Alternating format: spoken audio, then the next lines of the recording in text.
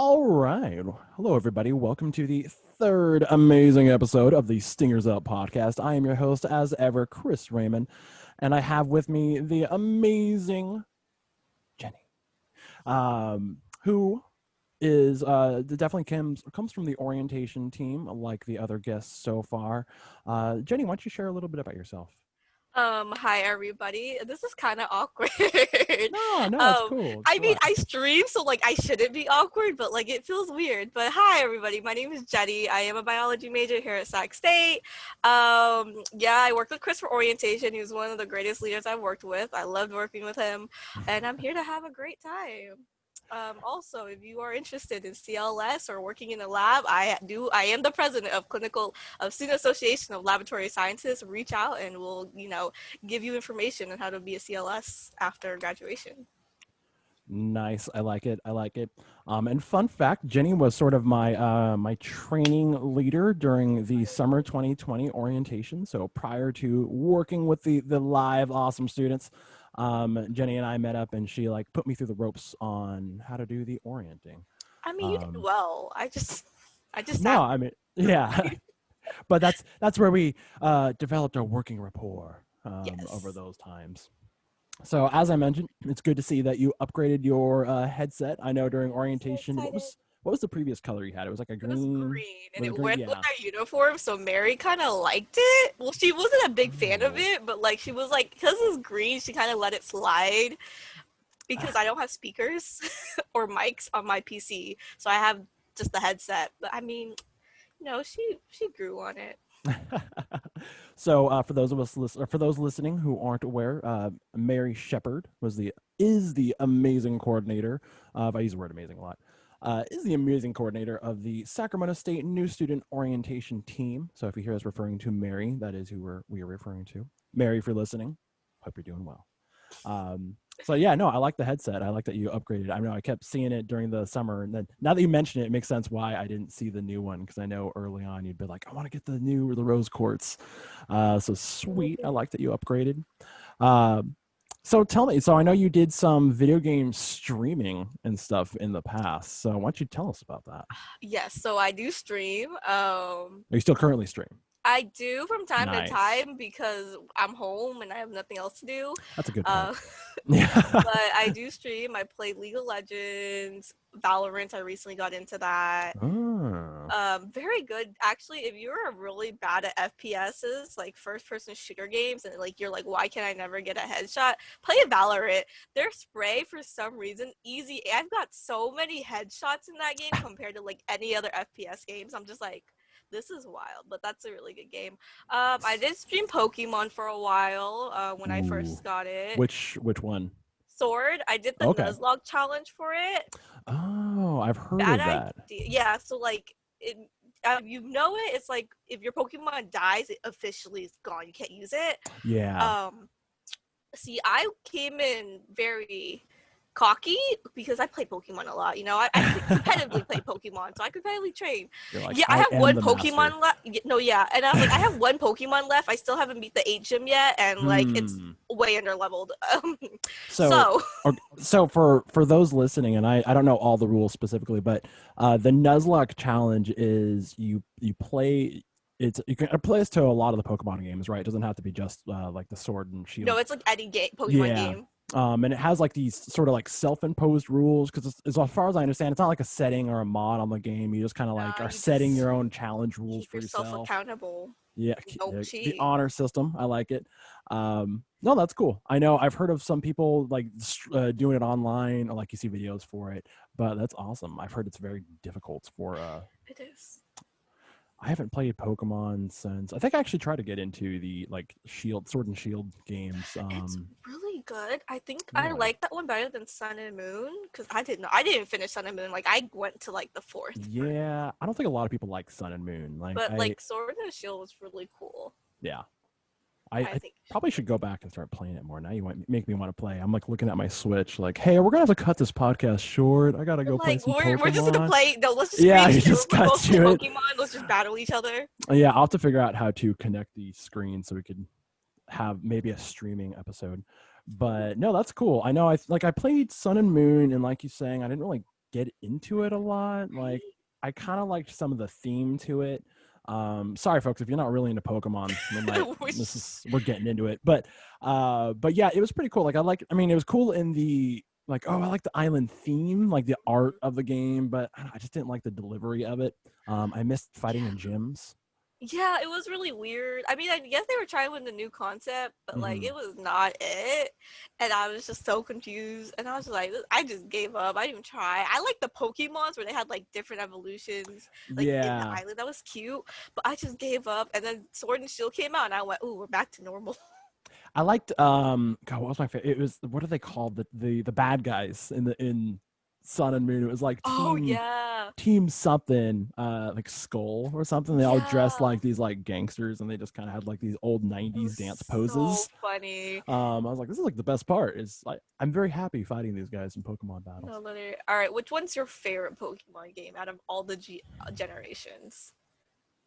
I think I really like the most recent one that I've really gotten into was, what were the French ones where it kind of took place in, like, was it X and Y, where Oh it yeah, was X and like Y is it very was, it nice. wasn't French, but it But was like very, Paris like in yeah, the it light kind of tower. was, yeah. I really liked those a lot, and I probably, for like nostalgia reasons, would be Gold and Silver. Silver was really good. Just because And I that they could follow you, the Pokemon following you around. That was so cute. Yeah, no, and I was like, I think I was just I was a wee little lad when those came out, so I was like, oh my god, that was like probably the last Pokemon game I got really excited to get for Christmas type deal. But yeah, so Oh back in the yeah, day, we're talking back back in in the the day. day, like Yeah, you're way like, back. oh, it's going down. Um, Yeah, nice, so nice. good. I know. I was thinking about, what was it, Pokemon Snap. I think they're actually coming back out Oh with that for the yeah. Switch. I'm mega Um, excited. so if anyone here is interested in taking pictures of Pokemon using your Nintendo Switch, your opportunity is coming up. If you all want to share your code, your friend code, so we can Yeah, be friends together on the Switch. yeah. Post your friend code in the comments.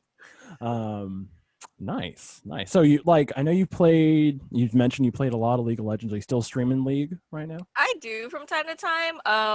I've been streaming more Valorant because Hmm.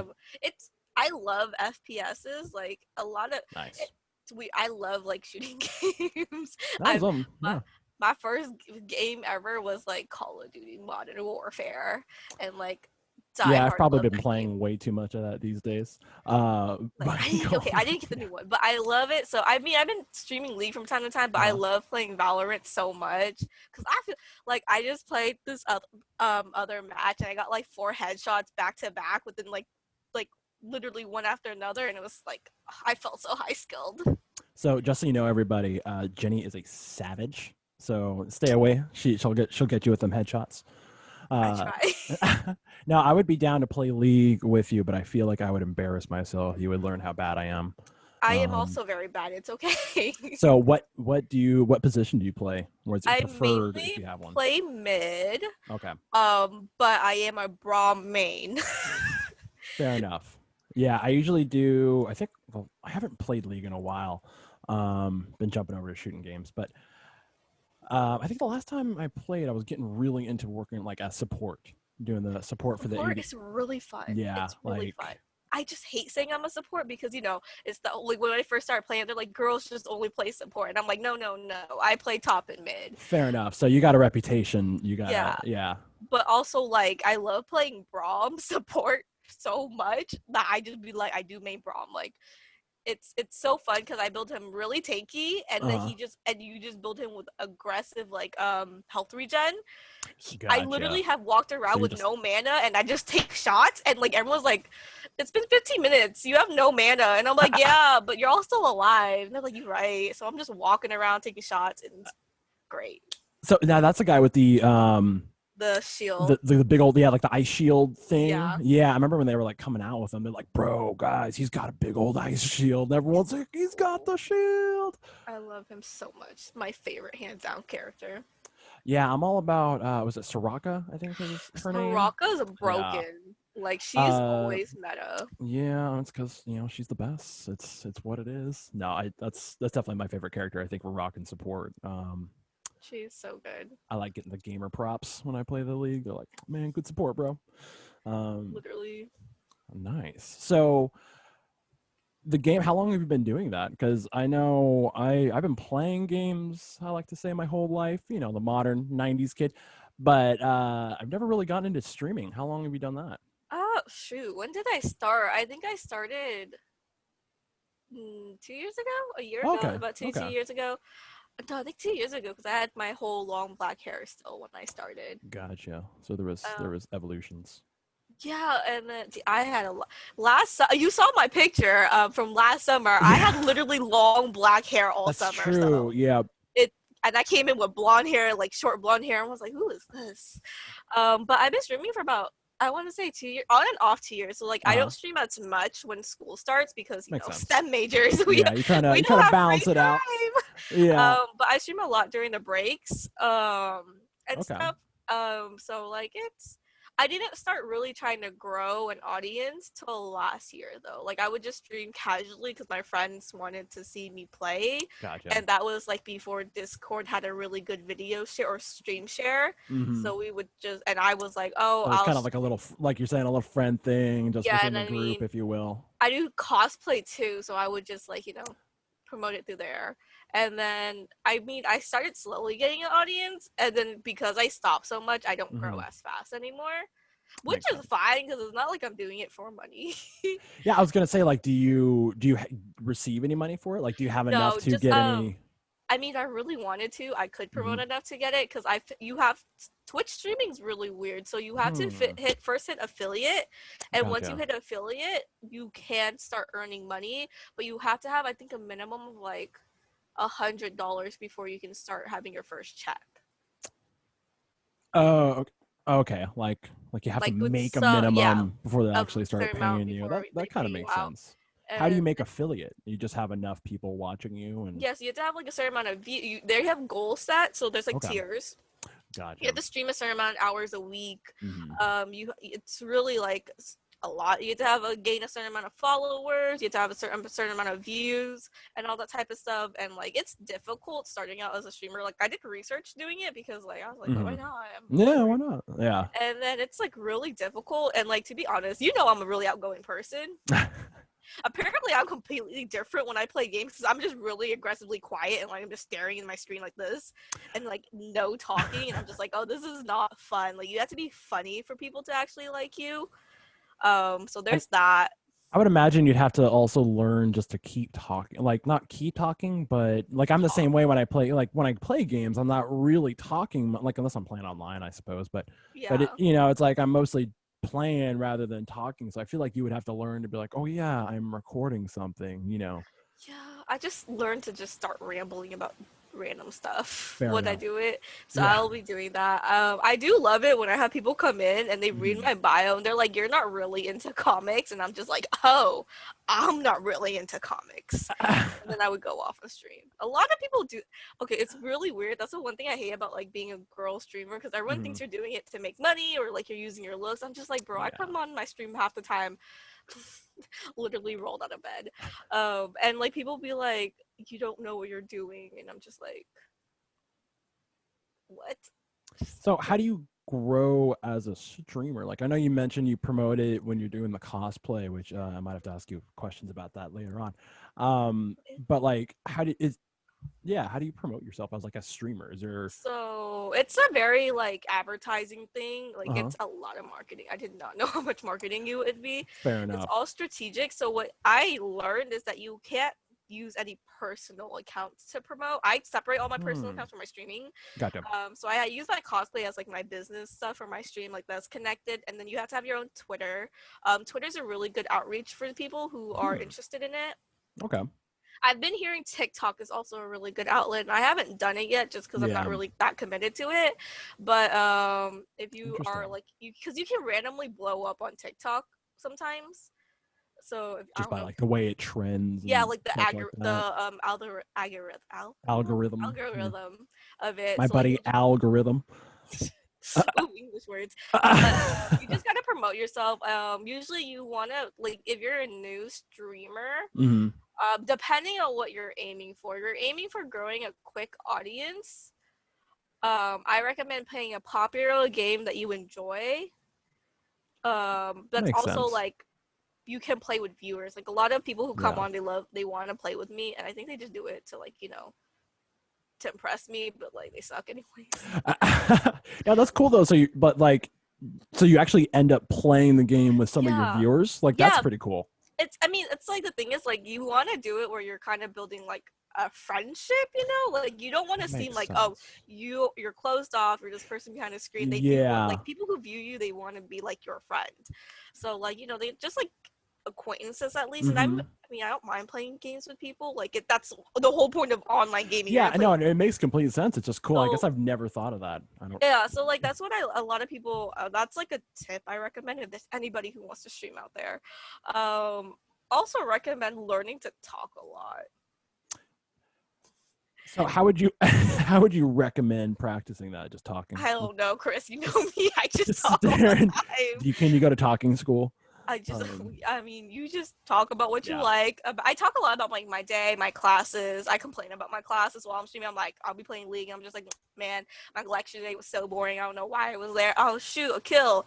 Yeah, I got it. All right, but anyways, so it's kind of nice. like that. You just kind of talk, like you're vlogging, kind of. You just kind of Hmm. talk what's going on. Yeah, Um, Sometimes if you're not really a talkative person, I recommend doing Discord calls or calls with your friends, and hmm. then you can just continuously talk, and your friends are there too, so they can hear, so you all have a So you conversation. kind of feel it's like when you're doing a group presentation back in Yeah, class. Like, oh, you're not there necessarily by yourself. yeah, for sure. So like Yeah, that would help a lot. If not, and then if your audience is really interactive, read the chat and talk to them. There is like a delay, like a 10-second delay on Twitch, but like talk to them, they'll hmm. help. It's really, they want to be interactive and stuff, Yeah. so you read comments and like all that They type of want to. They stuff. want to know. They want to feel that you know that they're there, kind of Yeah, so deal. it's, Yeah. yeah, not only that, like it's really cool just to talk to. I just like talking to people. No, that's I love cool. meeting No, people. I like that sort of like loop, the full circle, if you will, of like you're playing the game with your viewers. Yeah. Do you feel like do people ever like, oh, I'm playing with you, and they're also in the chat like at the same time? Yeah, they'll usually do that because I turn off on my mic for League. People, okay, It's because a the thing very is, angry time. I can people understand that. always get angry, and like I'm not gonna, like, my elo's kind of low right now because I haven't played for a while, so like everyone's toxic in like the silver bronze. So like I'm just like, like I literally had someone yell at me to not go in one place, and I'm just like, I'm a support. How am I gonna still Baron? You want me to punch them? Yeah, for those who aren't familiar, League of Legends is a place for an incredible amount of smack talking and people So getting BM. incredibly mad over small things. Um, yeah, I remember my buddy, he was playing and we were kind of like, he had our computers next to each other and he was on his laptop and I just remember looking over and he was, we were out like, I think in our garage space and whatnot, and he was like sitting there and he's on a laptop and he's just like frantically smashing all the keys. He had a cigarette in his hand while he's playing and he's just like breathing smoke out like, oh, you're supposed to be doing this. And I was like, bro, I think you need to take a chill pill. Literally. It's just a game. No, literally, like I was just like, y'all, it's a game. You're not a pro gamer. Like you're not gonna go to worlds in like the next few weeks and compete with like the top to like 100 players of like the world. Like Yeah, keep in calm mind down. he You're a had no bronze. headset on. Oh Yeah, there no. was no camera, there was no headset. He's just, I'm like, bro, they can't even hear you right now. They don't So even he'd know be what you're frantically on. typing, Oh, he'd be back like, in the day when you just type before they had that system in there, you're just yeah. oh my gosh. I remember that. Oh, So as far as like tech goes, because I know I was like, oh, you got the new headset. What kind of headset is it, or what it's do a you recommend? What do you like? Kind of stuff do you so prefer? don't listen to me because I like aesthetic over pricing, which is really bad. But I have a lot of Razer stuff, Okay, and like their quality isn't bad. Like they're not like it's not the best, but it's also the worst. It's like really good. Like it's decent. this is how I Um, get the check from Razer. Is just having you talk about it for a while. Literally, I will talk about them for free. Like I just love them. You can't tell me this is aesthetic. It's so aesthetically pleasing.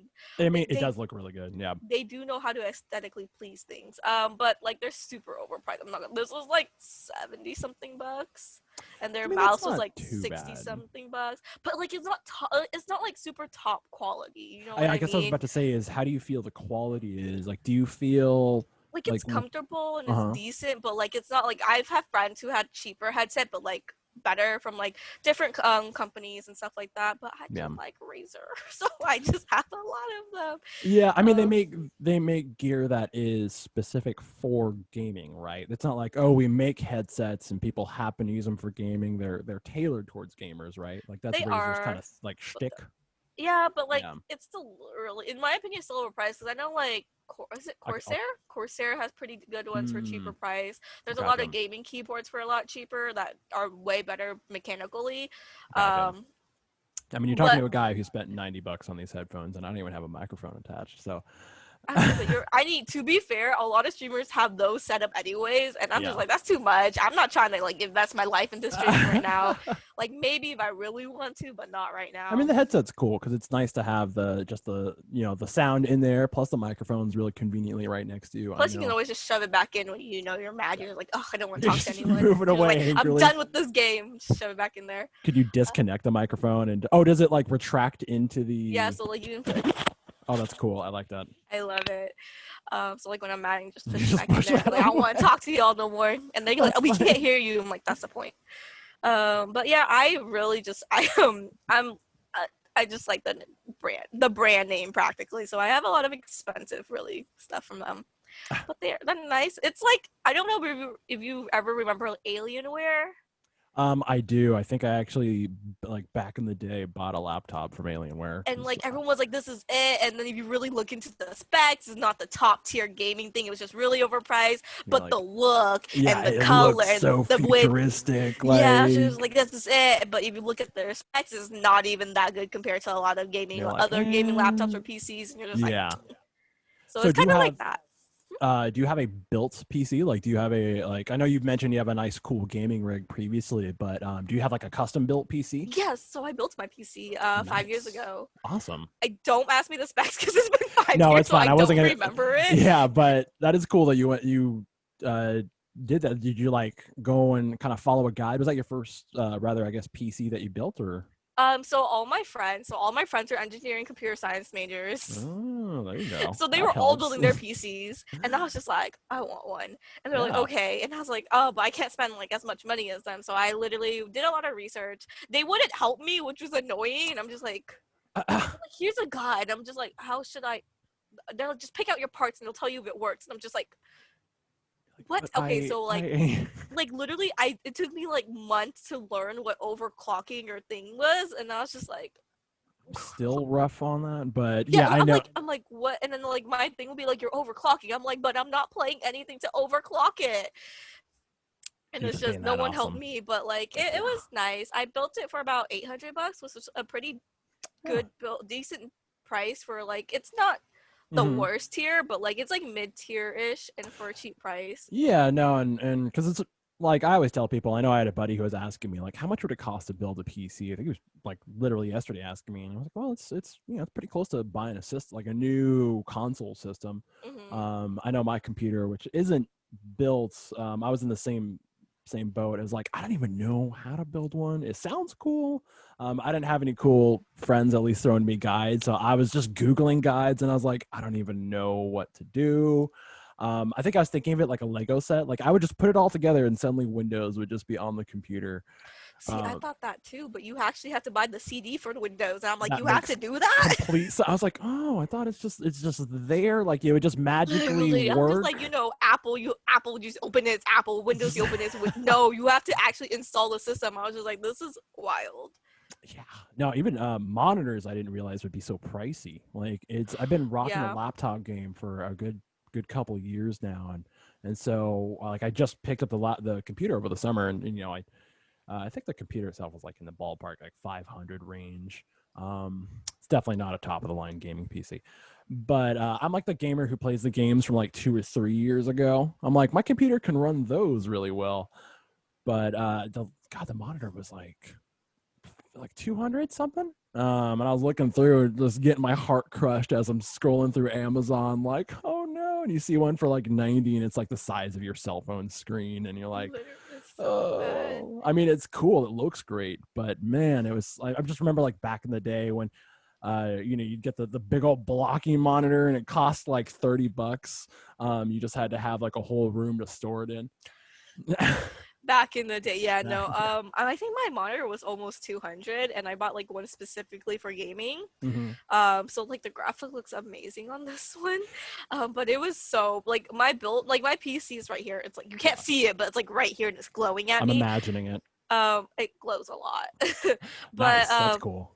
it was like 800, about roughly 800 Mm-hmm. with like I think it was a little under it, but like my monitor, and I had to buy a headset, keyboard, mouse, and that like pushed We everything up sound to like really rich this episode, but no, I was so broke. I'm we're not just gonna throwing around lie. money values. Like, Literally, like like I literally used my. This was like my freshman year of college too, by the way. So like I didn't know what money was as a first year student, because still don't know. I'm 18. What's money? So I was like, oh my god, $3,000 Like, I'm for. the richest person And in the then I world went, I'm right gonna now. build a PC, and then like suddenly like like almost $2,000 are gone. I'm like, what happened? I mean, at least you Where did it still go? have the PC. It could be worse. It could be like, I spent it all on soda, and now it's all drank and gone. Like, I I don't know mean, who would. Maybe you did. Bye. No, that's cool though. Yeah, the monitors are like a new TV. Like, and like you said, the graphics are really good. So I'll give it that. It's super crisp. Mine so can good. actually like rotate, like make it all Dude, I rectangle. want one so bad. That I was want all. 3 monitors. Oh, see, I haven't upgraded to that. I'm still rocking the solo screen, and I feel like I'm lacking every time I watch a Once YouTube you go video. 2, you can't go back. Like I can't. I don't understand how people use like I would be doing things, and people are like, "Give me a minute," because they're using the same monitor. I'm like, I don't Yeah, get it, because I have 2, and I'm just like, why is it? I'm like, okay, here, and I'll be moving things around, and I'm just yeah. like, how do y'all not? How are you not able to do that? I'm like, oh, people only have one monitor. I forgot that's a thing. You're like, oh, commoners and their one monitor. I feel like most gamers, they don't have like most, like once you Yeah, invest a lot into gaming, you end up having 2 for streaming purposes. For those who want to stream, you need to have 2, because you need to I could have bet. one to like watch your stream, because you have to make sure your stream's good, your specs are good while you're streaming, Yeah, and then the game. that makes sense. Like, I know because I remember during the orientation, like during the summer, whenever we'd see, you'd kind of like always be Yeah, looking people back look and at me like forth. I'm weird. I'm just like, uh-huh. Like, I don't know, you're kind of like in the, what is it, like the room from Clockwork Orange. I don't know if you ever seen the movie where it just has all these screens. Uh, like I imagine that's what it'd be like. But I'm working from the laptop game, so I'm incrementally making my way there. Just the size of this monitor is like, ooh, how did I live without this? Like when you like, because I didn't have a Uh, gaming laptop, but I had a laptop that could play games, right? And like it was like yeah. a 20 something inch, and then I upgraded to a monitor. I'm like, how did I live on a 20-inch laptop screen? I felt like I wasted way too much time just watching Netflix as soon as I got it set up. I was like, the monitor is so good. And I would just sit there like, oh, like not even watching the show, just Like appreciating the picture. appreciating the pixelation. You're I'm just like, like, it's so wow. nice. Literally no. Like when I first left from like my laptop, so my original laptop wasn't a gaming laptop. It just, it had enough specs to play games. So when Yeah. I built this, and then I played League of Legends for the first time, I looked at it and I'm like, it's raining, and they're like, and all my friends were like, yeah, it always rains. I was like, I never saw rain before. And they're Yeah. like, Jenny, what's wrong with you? Yeah, that reminds me of back when my World of Warcraft days, Ooh. which I try not to remember and discuss. But no, I certainly had that moment where I think it was some part of the computer, where you realize like, oh man, computer parts do matter. Because like it was I think it was like I just added RAM to the computer, and suddenly I could like see through the ocean, like, wow, I can see, just the same type of You're like, things. Like, there's fishes in there. When was this? yeah, like, dude, did they do an update? And people are like, no, those have always been there. It's been there for Like, like 5 years. Where have you been? I'm like, oh, yeah, not hiding here. in bad tech land. Literally, yeah, no. Gaming. It's. I'm a big PC gamer for sure. Yeah, I've shifted a bit more. Like, I love my Switch. I don't think I'll ever not like the Nintendo Switch, rather. But I'm definitely shifting over into the PC land, which I'm sure my wallet will thank me for Your later. wallet's gonna cry. Yeah, it's I'm resisting a lot, like buying new like video cards and stuff. I haven't see, luckily I'm too lazy to open mine up to like update things because I'm so Fair enough. scared of messing up my motherboard. Mm, Because like if you do like end up touching it in a weird way, it could end up like short circuiting it, I believe, like depending on if you touch something I weirdly. believe you. Yeah, I know I used to back during the WoW days would like I would go in and kind of add my own RAM to it, but I wouldn't do anything like crazy, like certainly not busting out the soldering gun or Yeah, you're nothing. like, all right, let's do this. Yeah, like Yeah, let's no, do. I'm gonna make a new one. I'm just Uh, like, ugh, don't want to touch it because like yeah. I would like give it to my friends to do it because they're computer science and Hey, engineering if you have majors. the resource, why not? This is their thing. They pay to learn all this stuff, so I'll throw it at them and I'm like, here, fix it. Um, but like I would not touch it myself. And I mean, to be fair, at this point, I feel like my stuff is it's a lot of my stuff is like Mhm. 5 years already, and it's gonna be due for an upgrade soon. So I'm just wait till it dies. Yeah, I know my laptop barely survived the summer over Zoom. It was, Yeah. I think, like we'd get off of our staff meeting, at like 5:30, and I would finish off all the administrative stuff we had to do, and then the laptop would just be like, Chris, can you turn me off, man? Like I need a rest, and I'd be like, all right. Like I would try to just open up YouTube to be like, all right, And it's just like not off of anymore. work, let's watch a video, and it's like. And I'm like, all right, tell you what, man, It's like let's just move to my phone, I guess. yeah, like okay, I guess we'll listen to a podcast. That's the meta moment, talking about a podcast on the podcast. I mean, It's podcast you recommend go no. yeah, that'll be a different episode. But so I guess shifting away from the gaming talk, for those who are like frantically fast forwarding, they're like Pokemon computers, I'm out.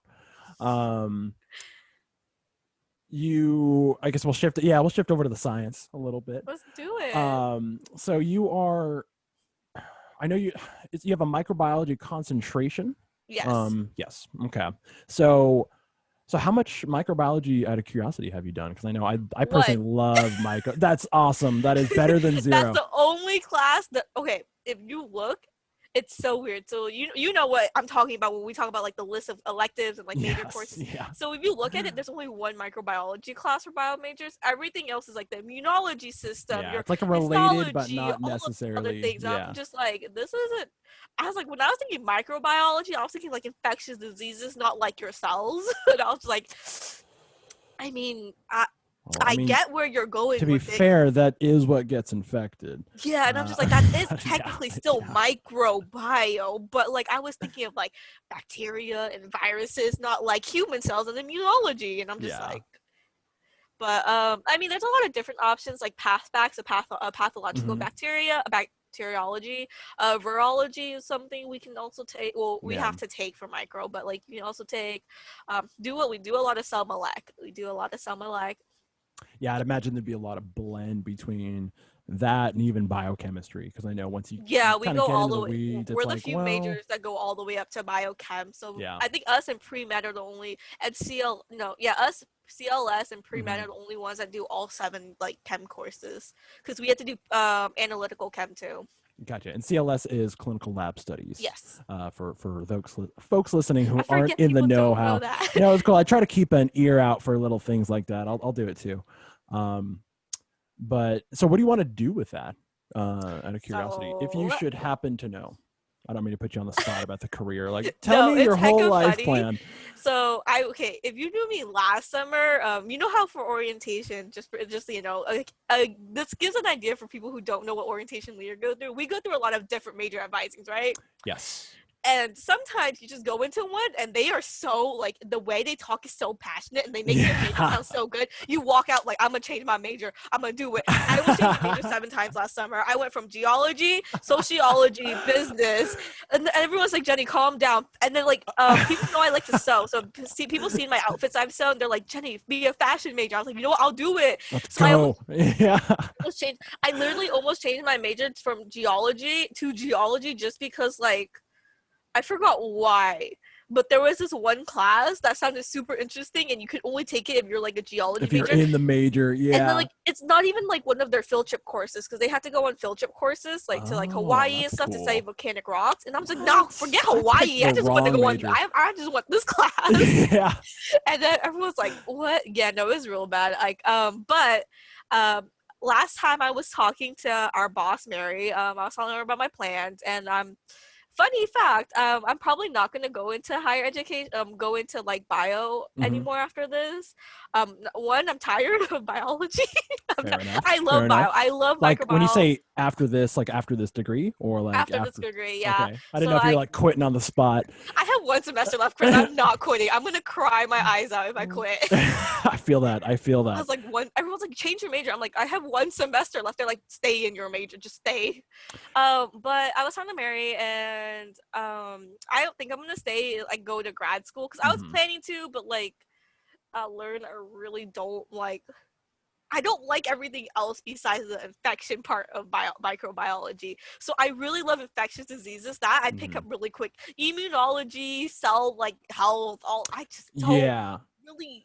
I learn it. I can learn it. Like I will learn it, but like it's not as interesting to me as you dying from infectious diseases that are super rare and deadly. I mean, is there no grad school that focuses in that and more Not like an infectiousness mm, rather than I guess more of the. not that I've seen, but from like what I've talked about from most professors, you're still gonna have to do a lot more I immunology. mean, that makes sense Because because you're gonna yeah. still have to do all those other classes for grad school, and I'm just like, I don't even like it the first time. I have to do it again. Yeah, I was like, immunology twice? No, thank you. I think the key would be because I know what really got me through a lot of it was I took micro for the first time back in I think it was 2017, lower division over at good old American River College, home of the oh my god, home of the Beavers, home of the blank mascots, home of the Beavers, but yeah, no, it was I loved that class. Like I remember getting into lab and So I'd be like, "Oh my god, this is the coolest lab." Definitely some relevant skills for the current day and age. I keep saying that every class is now microbiology class because you have to like worry about cleaning off the tables and such like literally. that.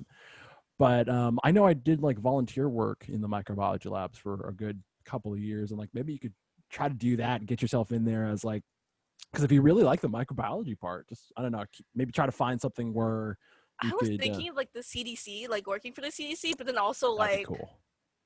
do I really want to deal with because like it's you know biology everything Hmm. connects at one point you can't just have one thing without the other but I just Yeah. really like the infection I like what House does if you ever watch House just has those crazy scenario infectious diseases that are super that's what got me into like infectious diseases was House Nice. so I was like that's what I want and then I realized you can't do that and I'm just like oh, never mind then but I might go into higher education I've been every orientation leader has this thought cross their mind where they're like, maybe I might go into higher education. Yeah. I mean Or like a split that's my second. plan. It's Yeah. it's for a split second. It's not even like it's like they change their mind sometimes. Like they'll but they think about it. It's there. And they're like, I really like working with college students. Yeah. I might go into higher education. And that happens with every orientation leader. There's rare for them not to have one. I think the only person I know who never had that idea was Tiana. And Tiana likes working with older people, which makes more sense. So she likes working with yeah, like more like adult, like late 30, like 30s and up. Like that's her like Gotcha. ideal Gotcha. demographic to work with for her psych degree. So that's like the only person I knew. Everyone else, like even like people who like already know what they want to do and they're gonna go like pre med or like something like They're like maybe I'm maybe. just maybe. But I was planning to do that because I do love higher education and I'm not gonna lie, I love advising students. Um, I'm a I decent feel it. I feel advisor. it. A lot of people have told me I should try to work for the NSM department after graduation Hmm. for like advising, but you can't do it unless you have a master's. And I was just like, I mean, you that's would definitely fit in with your energy. Like I yeah. know, kind of like what you were talking about. Like you see those departments that just have the energy. I feel like biology department was always the major when we got them during orientation. And it'd be like, Mm, oh my god, I can't wait to hang out with the bio department today because they would yeah. just be like jazzed and ready to go. They talk Um, like the professor, and they bring in a lot of professors who talk about their personal work and all mhm. that type of stuff, and like they're really open, and which I love.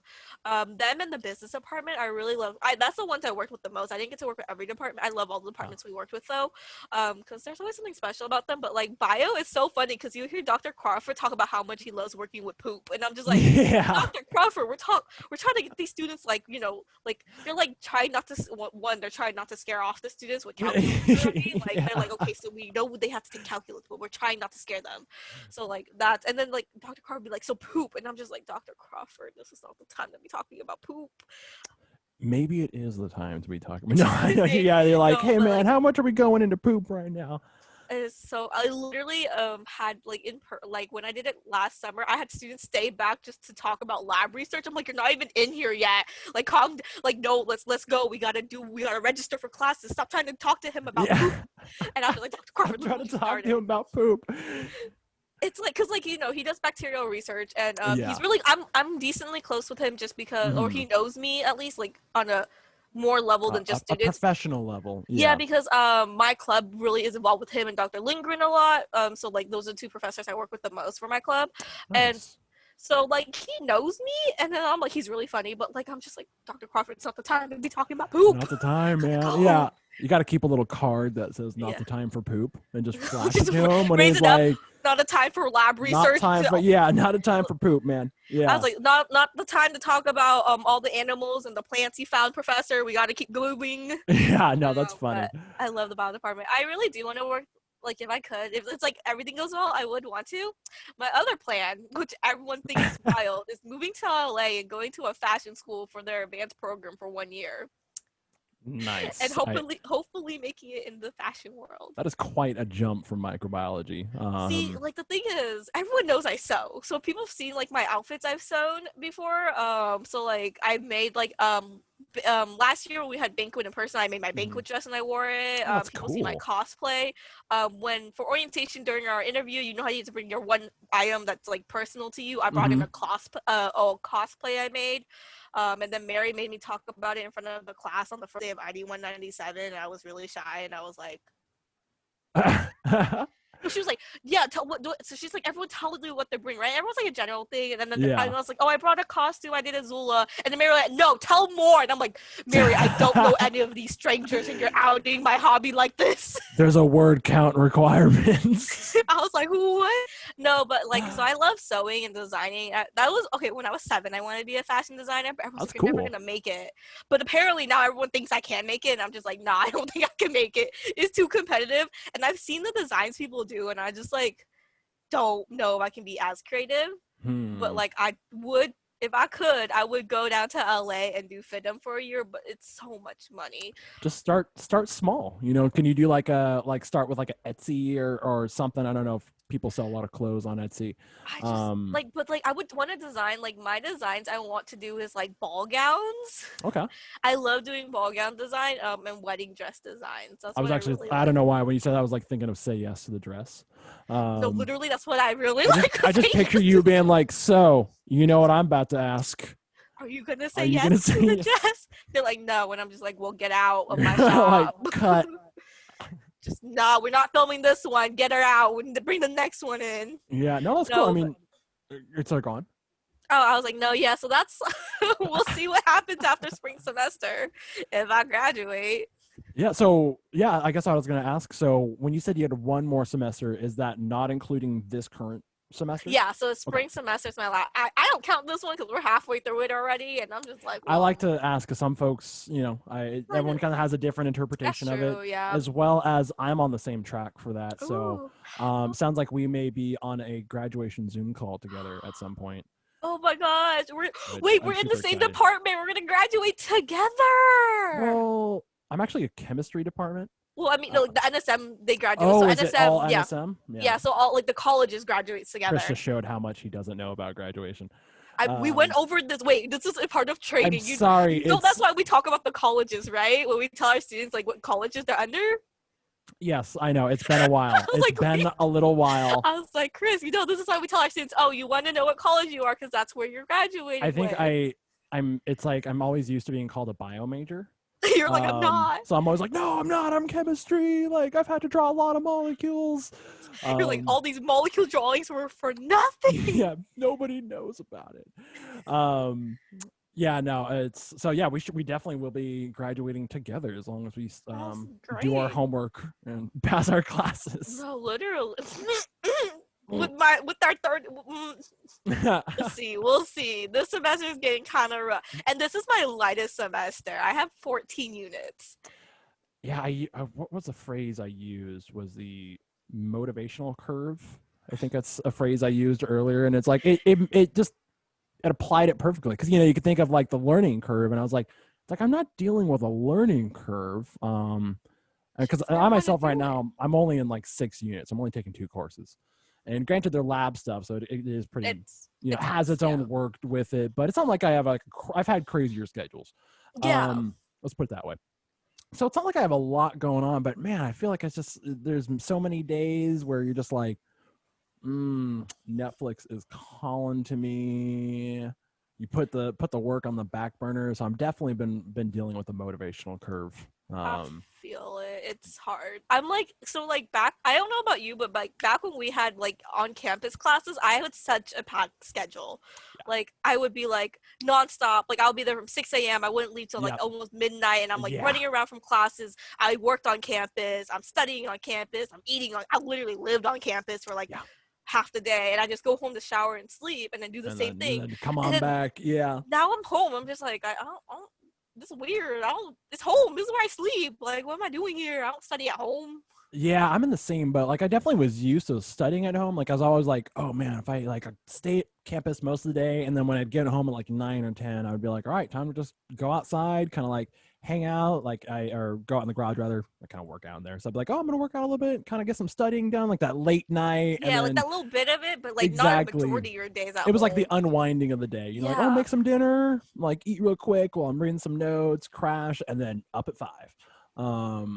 Back at it, and kind of the same thing. Like, all right, get up, out the door, on campus by 6, and it was just the life. And so it's so different now. Just kind of like rolling out of bed and being like, all right, got that long commute to class. Literally rolling out of bed like 50 seconds before class starts, turn it on, log on, go back to sleep, kind of. That was me in the spring. I was terrible. I literally turned it on, and my professor said, no pop quiz, turned it off and went back to bed. I felt so bad. But like, I just literally could not wake up. I was like, this, because I need like at least 3 hours to wake up. So I wake up at 6. I sit in bed till like 7. My class starts at 9. So I get up and get ready at 7 and leave about like 7:30ish because, makes traffic. Sense. Yeah. So I'm like slowly waking up, and by the time I get to class, and I'm listening to like D&D podcasts, I'm getting like you're working yourself up to that point. Yeah, I'm like, oh, these roles are so cool. Oh my god, they just did this cool thing, and then like I get to class, I'm like, all right, I'm ready, I'm awake, and then now I'm just like, I'm not. I slept at 5 in the morning, and I gotta get up at 8 for class. Now you're like, all right, now I just gotta get up, and you're like, I find myself going, okay, where's the Zoom link? You're kind of like wiping the sleep out of your eyes. You're like, where's that email with the link in it? I feel like I just made the whole audience yawn by pretending to yawn. Literally that effect. What was I gonna say? Like, I know it's just been really crazy getting used to it. I feel that being on campus and really seeing everybody and like, hanging out with classmates and stuff. It's so cliche that like, oh, it's the society, the community of it, but man, you really feel it when you're like, okay, time to just kind of hop on here. And not everyone has their cam on, and sometimes I don't either if it's just doing a pure lecture.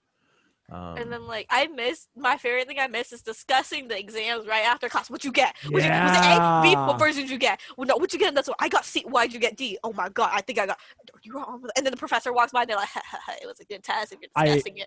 I don't miss the pre-exam anxiety in the hallway, but I do miss the post-exam excitement in the hallway. Like, I definitely was not a fan of looking around and everyone's like, oh, and you're like, okay, don't let their stress get you stressed. Just think about something else. Like, just focus. Literally.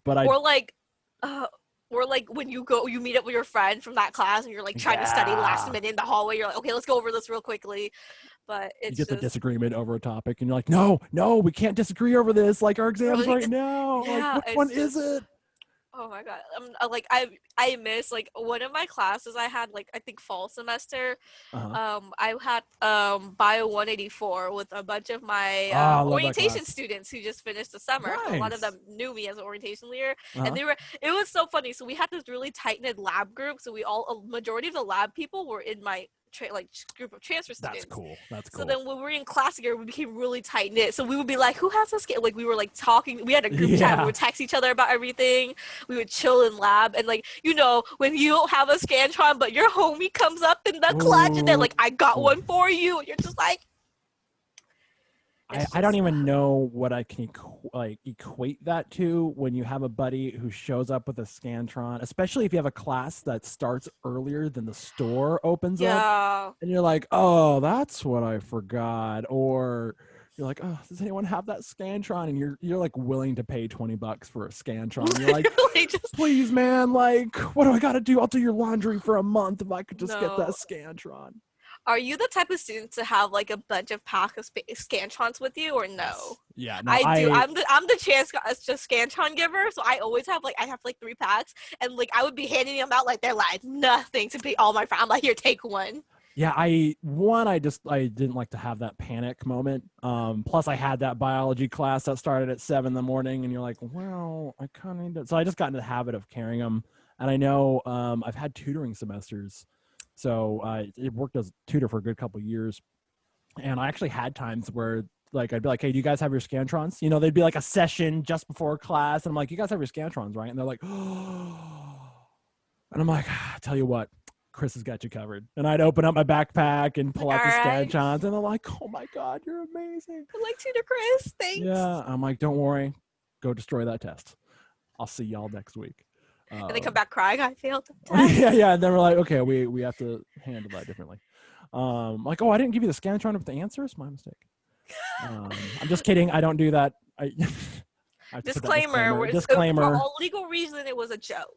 all scantrons that are handed out are blank. In case the The school comes. professor's Yeah, scrolling through. They're like, Chris, they're like, yeah, that's gonna that's get played in sus. court one day. So what classes are you taking this semester? So I am taking OChem again. I'm Okay. tired of it. Get me out, please. Literally. I could have passed last semester, but I didn't. I'm taking immunology, which is the class I'm crying a lot about. Oh, I'm taking physics 5B, and I'm taking ooh, public health course. nice. It's good. It's good Yes. setup of classes right there.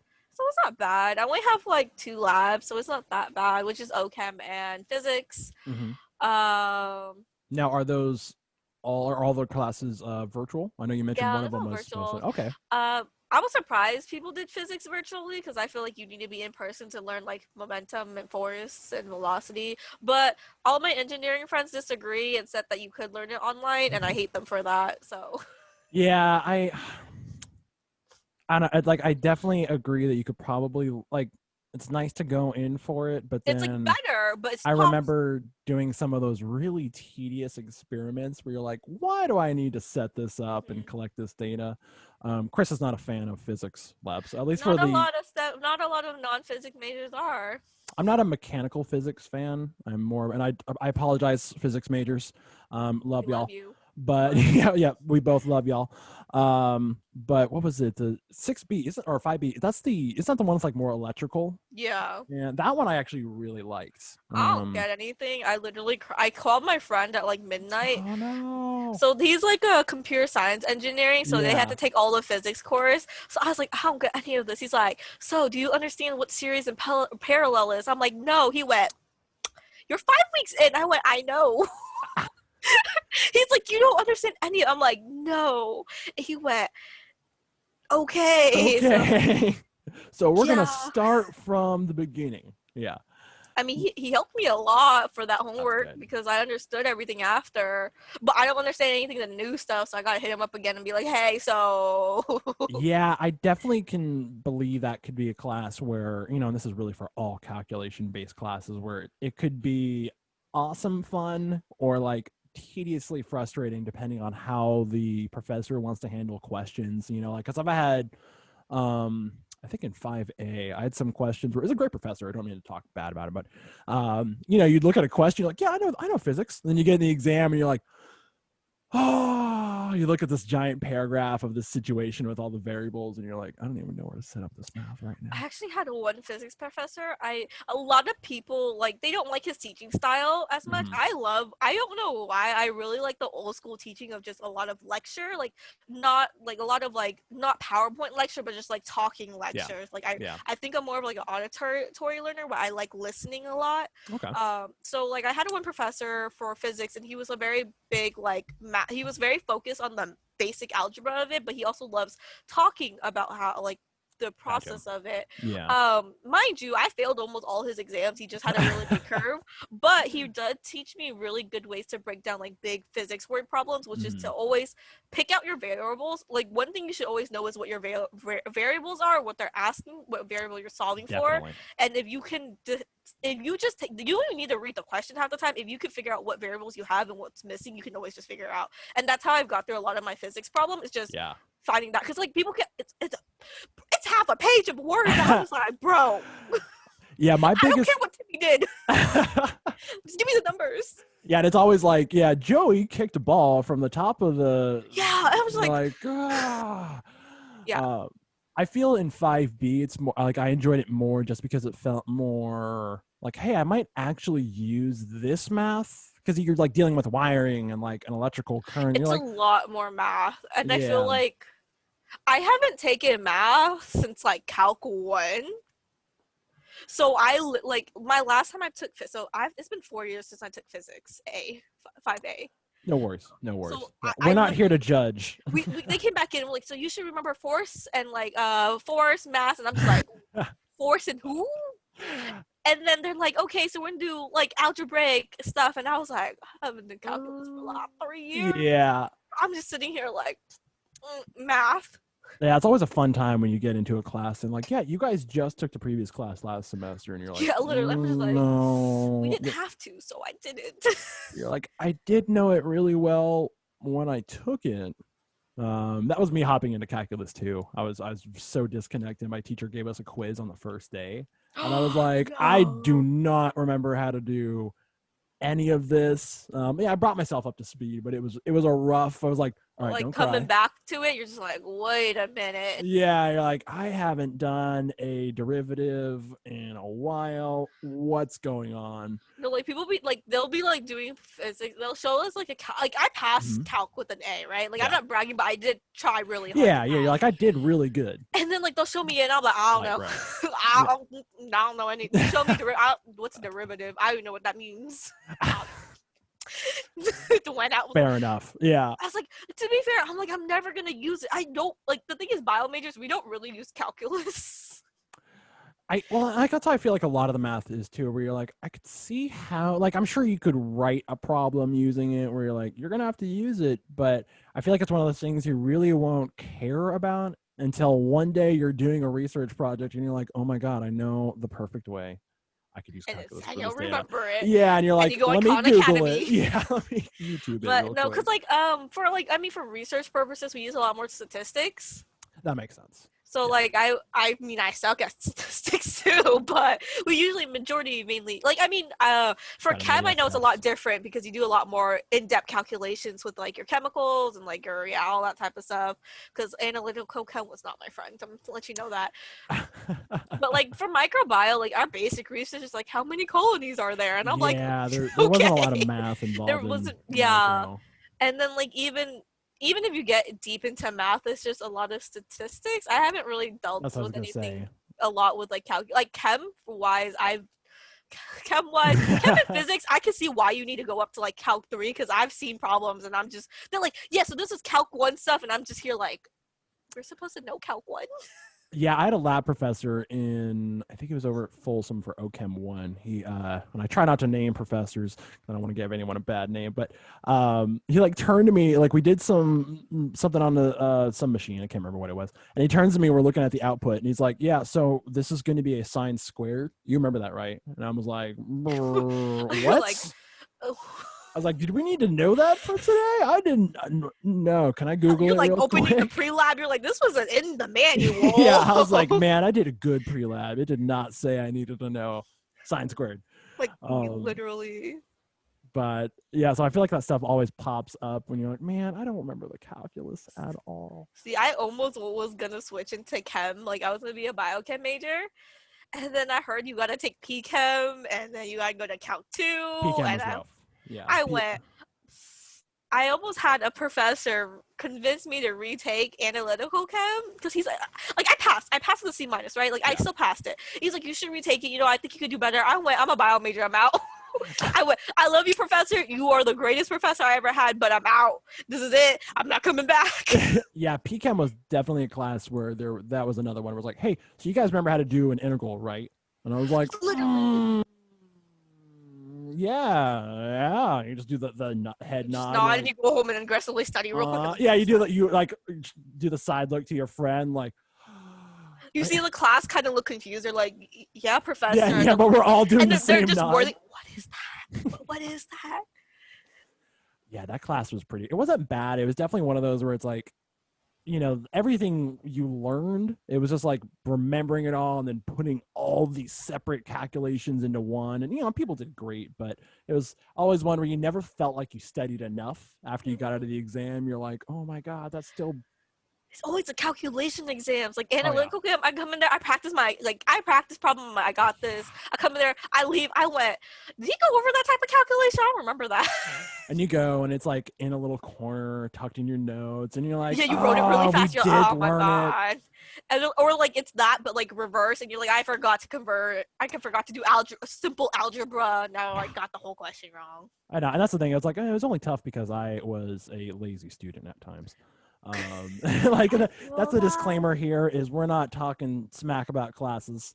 STEM is hard for people who are like me and they're confused half the time and they just want to cry. But you know what? I met a lot of people who can excel in STEM. It's just not me. Yeah, what actually got me into what pushed me more towards biochem rather than just chemistry was like I was like, oh, biochem doesn't actually have to take Calc 3. I was like, score! Yeah. I will take 4 bio classes instead of one. Yeah, I was like, I got this. It's just bio. I mean, that's still how I'm like, it's just bio. I will handle microbiology all day. But like, over Calc 3 though, I over Calc 3 any day. Yeah, literally. Yeah, see, that's why I'm a bio major, not biochem. PChem and Calc 2. I'm out. Yeah. I just had to stop at Calc 2. I was like, I am good. In fact, I used to tell my Calc 2 professor that. She's like, when you take Calc 3, you're gonna have to know this. I was like, hold up, professor. I'm biochem major. I do not have to take. She's like, oh, not me. She'd be like, oh yeah, fair enough. Like just pass this class. And they're trying to convince you to take it. And you're like, no. Yeah, I'm like, no, I'm not doing that. I love you, but no. Yeah. Oh, good times. So you've only done like the one class of micro. Who'd you take it with? Dr. Lindgren. She's the best. Nice. I love her. She is like the mom of the bio majors. If you ever take her, she literally takes you in like a child.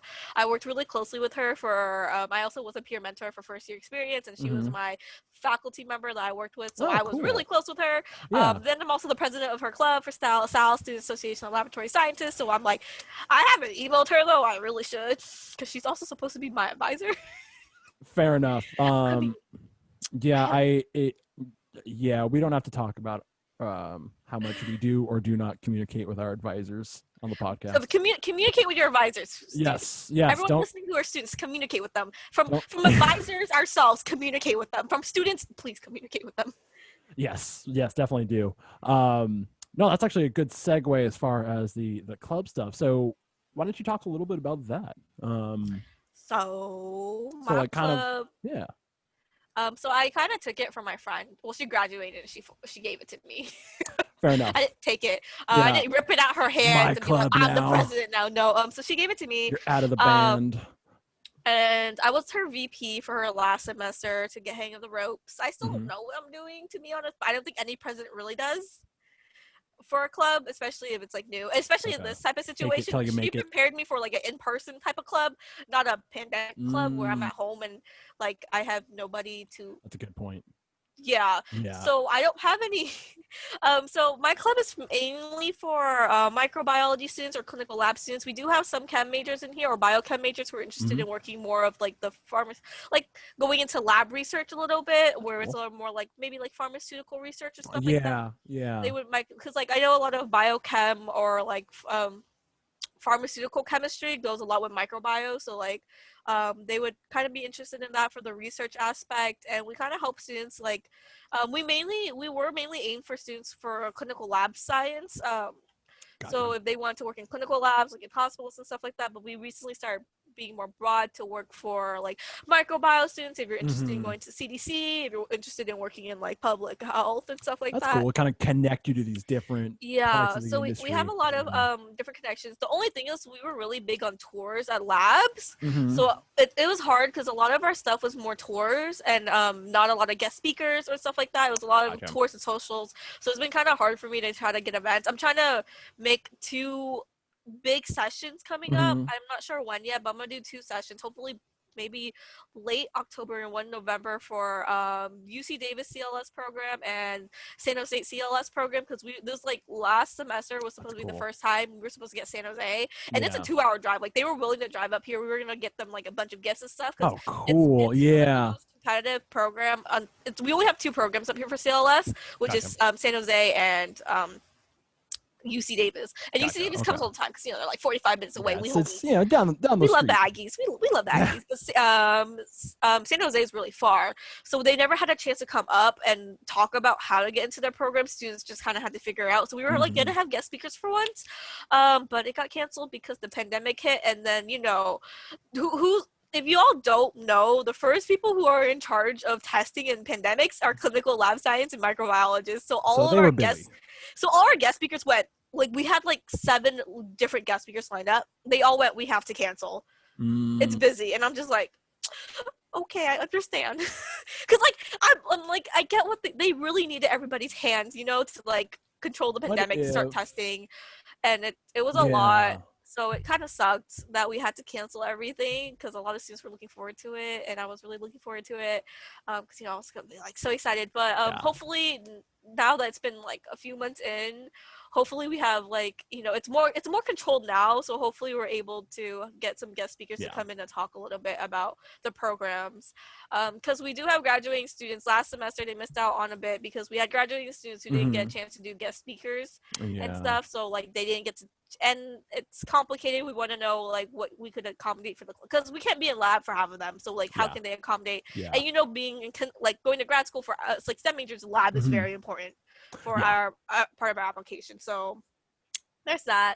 Hopefully, if there's any STEM majors and you're interested, follow us at Sal's. Hold on, Sal's at Sac State on Instagram, csus.edu, Gmail. For emails, just email me. I haven't replied to my emails because I've been crying over Immuno, but I will get to them and I'll send out. I'm sending out a mass email later anyway. So you know, if you want the email list, just email Nice. us. And I will include that the contact information in the comments if you want to send it to me. For sure, I will. For sure. Save me Thank the you. scrubbing through and be like, what was that time? But no, I'll add that in the comments. So if anyone's listening, feel free to check that if you missed it real quick. Or just scream in the comments, give us the contacts. Yeah, that works too. We also respond partially to capital letters. Mm-hmm. And exclamation marks and emojis. Yeah. So as far as I guess kind of running the club right now, are you using things like Discord and such? So I haven't been. The thing is, I don't know about you. I know all chem majors because biochem is technically under chemistry. Yeah. I know all chem students or under the chem department, they are in already in chem, like the chem club. They don't get a choice. So once you're a chem major, you're just in chem club. Because that's all my chem friend says. That's all my chem professor says. Well, For they have us, pizza, so yeah, they do. I mean, it's a good selling point. We are one of the closer clubs to chem because Yeah. I do know have a few friends who were like worked there, and then we did have Dr. Miller Schultz come do a guest speaking because nice. last semester because Okay, analytical chem is really important for micro and Yeah. CLS majors. So Yeah. he had to come in and did guest speaking and all that type of stuff. So we were a little bit close, but like for us, nobody responds to my emails or any Oh questions. no. So I don't know what they want, and I'll be like, hey, give us like, I'll be like sending emails. So like right now I Yeah. don't really have a board member because everything's shut down. I didn't have time to run elections. I didn't have time to do everything last semester. Yeah, yeah. A The lot of my normal board yeah, operations. so Yeah. no, a lot of my board members last semester graduated, so I was like, oh, I don't Gotcha. have anybody back, and then anyone Huh. who's back, we're all in our graduating year, so we don't really have time to like do that. And nobody, it's like it sucks because like I wish people would step up if they want to run a club, because I feel like if no one steps up after I leave, it's going to be hard to keep the club going, and Yeah. it's a really good Yeah. club with a lot of good connections. Yeah. No, it sounds um good. so hopefully someone out there could come under my wing. But so I haven't hosted any Discord. I've sent out an email asking students what they're interested in wanting. No one Mhm. has replied to me. You But should just be like, people have replied that new people have emailed yeah. me that they want to join, but because of that, I haven't done anything yet. I'm still trying to reach out to like the San Jose and UC Davis, and I think I'm just have Mhm. those two big things and try to promote it as much as possible. Nice. Yeah. I might, yeah, to talk to the professors about that type of stuff. Um, because, that's important. So, but I don't think we're gonna do much this semester. I know next Mhm. semester is already gonna be online. I only know what I'm gonna do next semester because I can't, I mean, I want more guest speakers, but I don't know what guest speakers to bring in. Maybe you could do, excuse me. Um, maybe if it would be easier for the guest speakers, depending on their schedule, if they're really busy and such, maybe you could get in touch with one just over email, have some questions prepared from the club, and then like you could send it to them and maybe they could record But like, like I a don't know what the club wants because no one's replying to me. true, fair enough, So I'm fair just like, if enough. like the thing is, because like the thing is, the club is very CLS focused. I'm micro focused, so like my questions is Gotcha. very different from CLS because both ways, like it's similar, but like they branch off and they concentrate Yeah, on different yeah, things. yeah. So I know like the basics if I go to San Jose and like UCLA, what they'll tell Mhm. me. But then not only that, like I don't know, like I can't reach out to the hospitals like we did before. Like I can't reach out to Sutter Hospital and bring them Yeah, in you're for guest. definitely a little bit more limited on. It's Yeah, like I can bring like a lot of people, but I can also not bring in a lot of people because like I don't know what the process is, and I know for a fact a lot of hospitals aren't taking volunteers for a while right now yeah, because of. So like I'm like, oh, we can bring them in, but like my club members can't. Like none of my club members can go and volunteer, and they need it. So it's just like it's hard to bring in somebody, and they can't. Like they're like, so they're asking questions, can we volunteer? And they're like, no. We're like, well, yeah. and they're Just bring in one graduating. person with a GoPro and just Just film the yeah, experience. Like, a virtual lab practicing. I'm just trying to think, like, if I were in the club, what would I think would be like at least like cool and neat? You know what I mean? Like, Yeah, that would like be kind of the cool. Like, majority of our focus was the tours, and that was yeah, really cool. And we can't do tours, yeah, so no, definitely. it sucks because like our tours will go up to like 27 people. Oh wow. I mean, that So makes like, sense because you're going to these really cool industries, and that's a great way mhm. to get connected with them. Yeah, like we went to Quest Diagnostic, if you know Okay. what that is. So it's Yeah. just like they're like a little lab that tests a lot of stuff. Hmm. It was really cool actually. Nice. The microbiome smells really bad because they have all their That's a bacteria. micro room. Yeah, That you sounds about walk in right. there, it's a micro room for sure. The cool thing though was that one of the manager for the lab was a Yeah. Sac State student who was also a What? club member for Sal. So when we came, she was super excited, and I was like, We're gonna have to ah. throw in a preliminary stingers up for that. Like, nice, nice. But yeah, so it was really cool, and it really sucked because I felt like having our students go into the lab and seeing what they're going to work with in the future was like really helpful. And I Yeah. just I feel really bad as a president because I feel like I don't know what to do and I can't do much, but I'm going to try to reach out to those two this semester. We're also trying to get used to online. I feel like by next Yeah. semester there'll be Things will they'll be be kind of able to set have in a little bit more, better. yeah, Yeah. more idea of what to do. You should But do a state of the club address, like the president. Just make it all fancy. Walk out with like a nice formal wear on, and I film a wish. state of the club and be like, I need y'all to tell me what you want to do. I wish. I really should. But Point to the camera, be like like you. I Uncle need Sam. you. Yeah, we want you. Email me back. Yes, there you go. Oh, but yeah, I mean, to be fair, I feel like I'm not putting in this, like, the motivation, like, I'm trying, but I'm not putting in as much effort as I could, but also I don't know what I could do, and I feel bad. So I'm just kind of, like, in this Yeah. constant like stalemate with myself where I'm just like, but what do I do besides like the two plan I had already? And if that's done, but then also I feel like everyone's so overwhelmed with online things. I don't think they want so many like because like guest speakers is popular on campus. Mm-hmm. Like people will come. Like we had a full house. Like our club room would be filled with guest speakers all like for guest Mm-hmm. speaking. Everyone would come Yeah. in. Yeah, I've been to a couple just various speakers on Sac State, And and it's yeah, and just it's always been full. like that. It's like it's really good turnouts. But like for Yeah. Zoom, it might be at a time where you're working. It might be like at an odd time, like you can't schedule it ahead, or like especially or your connection sucks and stuff like that. And we had problems like that with Yeah, like working I with mean, students already. So like if yeah, or they have class at that time, we can't really all these, yeah. because like now that like we're like a majority of classes are asynchronous. I'm pretty sure a lot of students are.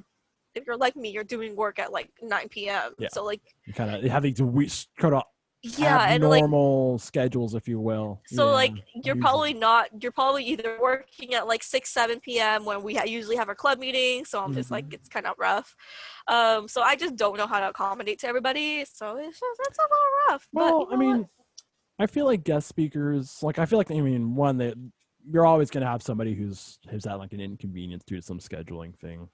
for Um, sure. and some people might like it. I know I myself wasn't able to go to, so I'm not in the club necessarily, but I You know can as join. I and maybe I will.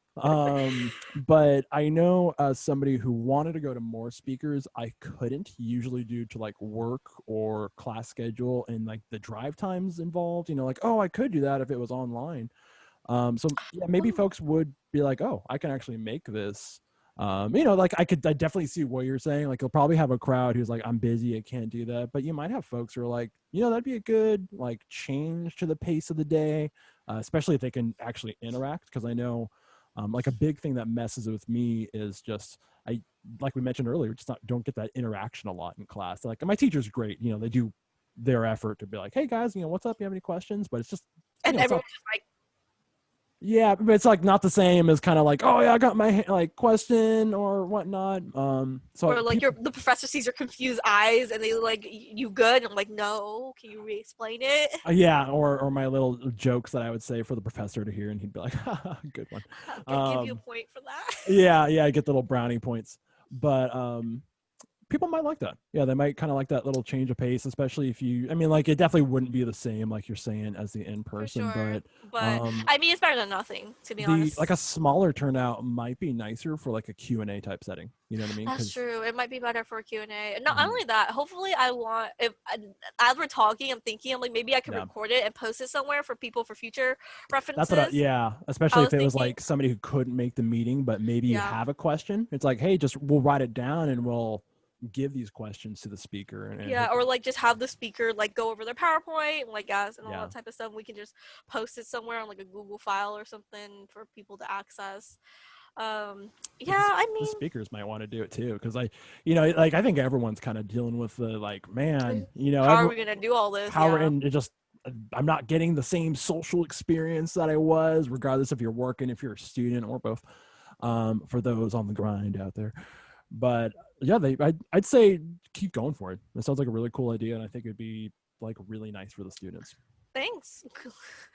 Thanks for helping me. Of course, of course. I Um, literally have no board members this semester. well, It's maybe I just should join up on the club. you're like maybe I should go.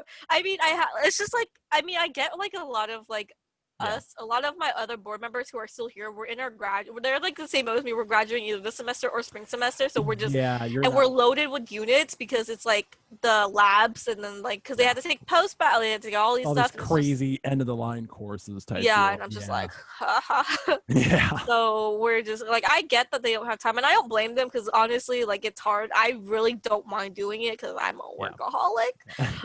As Mary would say, I work too much, and she tells me to stop. But like, I just, Mary, we love you. we do. We do.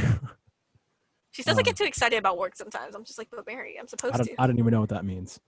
As someone who is a workaholic as well, I'd be But like, as STEM majors were low, like STEM majors, there's two of us. There's like crazy workaholics, and then there's chill ones, and we're both the crazy workaholics. yeah, no, I'm definitely the guy who like, gets home from lab at 10 a.m. or 10 p.m., not 10 a.m. And is like, all right, time You to, slept in lab. You were so busy in lab. You slept through it. yeah, yeah. I feel like I've had those days, but Yeah, where you get home at 10 p.m. and you're like, all right, time to put all this data online, and you know, it's you're like looking, you're still drinking coffee, it's 1 a.m. and you're like, do I really have to go to bed? And you're like, I guess I shouldn't. You're like, I guess I'll take a short nap. Yeah, that's what it kind of feels like. And you're like, all right, up Get and up, back and then at you're it. going again. Yeah, No, you're for sure. But thanks for helping. That was actually a really good of discussion because course. I'm literally sitting here like, if I email them and they don't reply, what That's do what I the do? podcast is designed for, to help clubs with their guest speaking This is what we're needs. doing. This is a club one-on-one talk with Chris. No, well, I mean, I feel like it's. I mean, definitely, I'm glad I can help and give suggestions and such. But No, like, I for feel like sure. it's something that everyone's dealing with right now. In one, It's you hard. know, It's either they're hard. in a club themselves, or it's maybe a professor just kind of going, how do I facilitate my in class? Because a lot of professors, I'm sure, never thought, what if I had to do all of this virtually? They never had to. I couldn't understand that. Literally, I feel like the only professors who ever have to worry were the ones who already did their classes online. They're like, Yeah. meh. Like I was like for bio, I've never imagined taking a bio class online. I could never imagine it. And then like Yeah. philosophy, I took mine online. I barely passed that class. It was online. I forgot half the work, and I was just like, well, different. Yeah. And I'm. then like, Go on. yeah, no, I was like, yeah, it's really weird imagining intense learning with Yeah.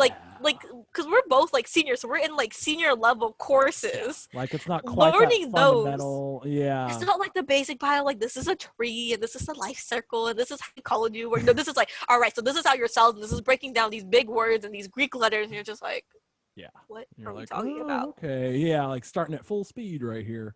Um, yeah, no, it's like, I think a lot of folks are dealing with that themselves and just kind of getting used to It's adapting. Um, it's hard. I mean, it was already hard for us to adapt to work over summer. yeah. Uh, it was rough. Like, I mean, we did it well. I would say our team did it really well, but it was rough. It was a rough beginning for sure. Yeah, no, and I still feel like I'm still adapting. Like, okay, well, what could I Yeah. do now? Like, I know I was talking about like getting the students engaged, like for next orientation type deal, or even just over the summer, just reflecting on like, whoop, getting people. Probably stop bashing my microphone, but Smacking it around. yeah, just kind of, it's durable. That's a lie, it's not. But I've actually already dropped it. It's got like a little dent in here that I cover with the thing. Chris. I know it's actually, I've had it for like 5-6 years, so it's had its own life.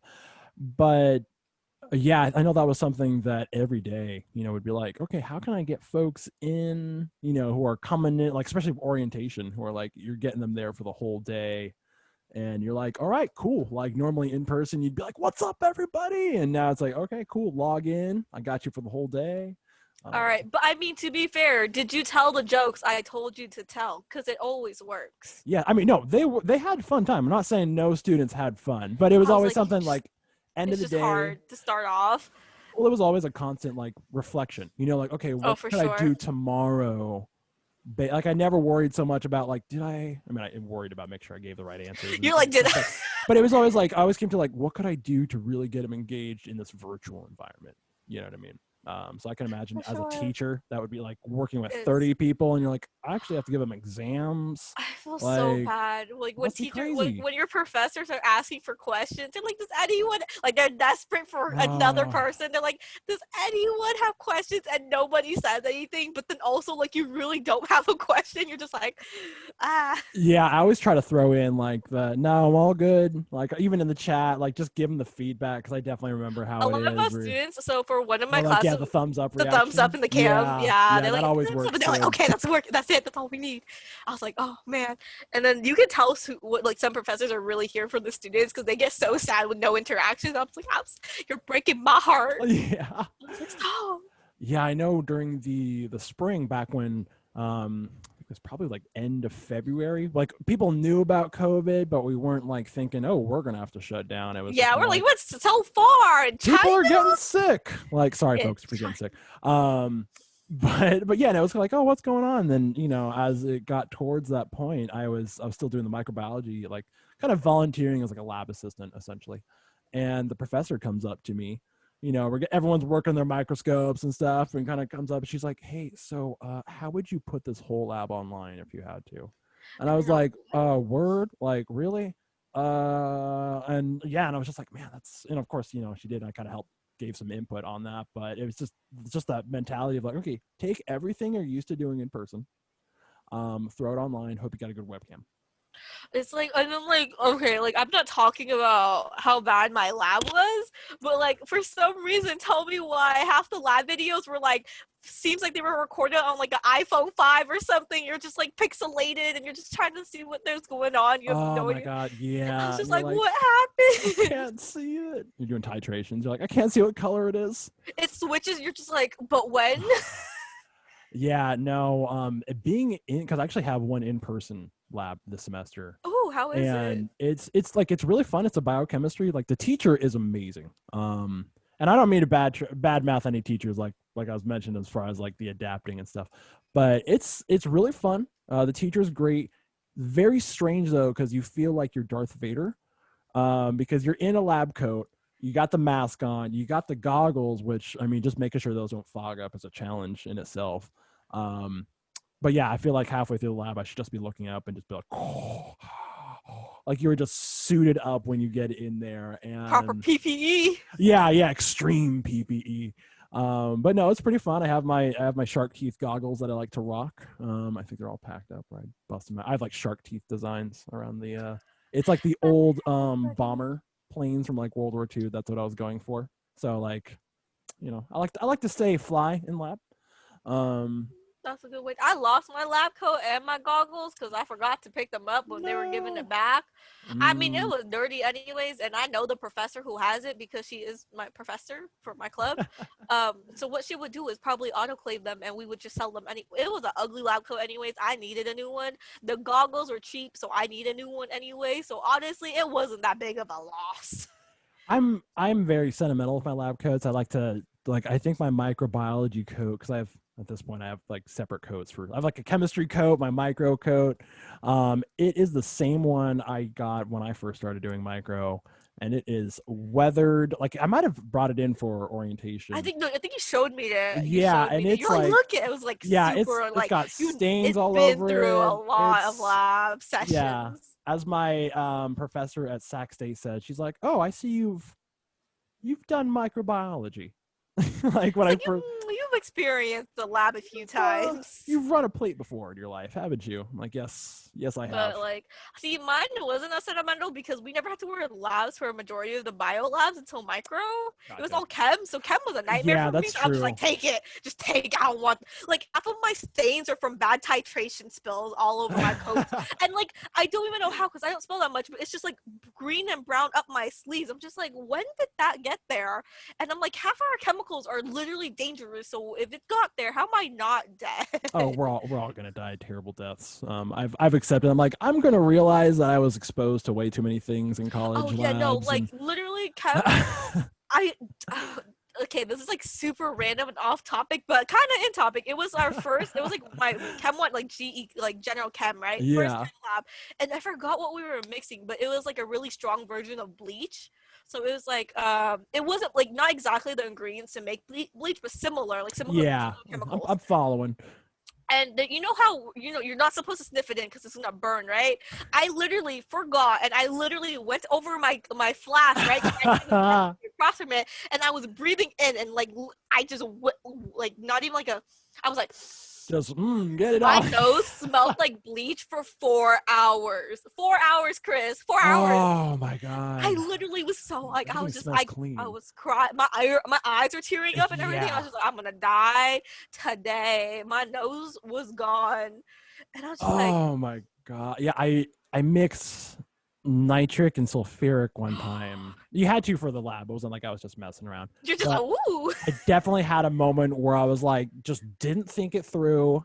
Was just like, I got my acids, had my little beakers, wasn't doing it in the hood because that's smart. Why use the fume hoods? They just use electricity. Don't use those. Don't And no, use the fuel. straight up poured one, probably the nitric into the sulfuric, or who knows which one was which. Um, but yeah, instantly some vapor came up, caught a straight up whiff of nitric sulfuric. That will wake you up in the morning. So that was my Oh very my similar god. of like, okay, always do this in the hood. What was I thinking? And I'm over, and of course you're in a lab and you never want to look like the guy who's never doing things right. So you're like trying to hide that your nose is on fire. Like, don't nobody look at me. You're just crying. You're like, I'm good. I'm good. Yeah, I'm good. I didn't mess up. Things are going well.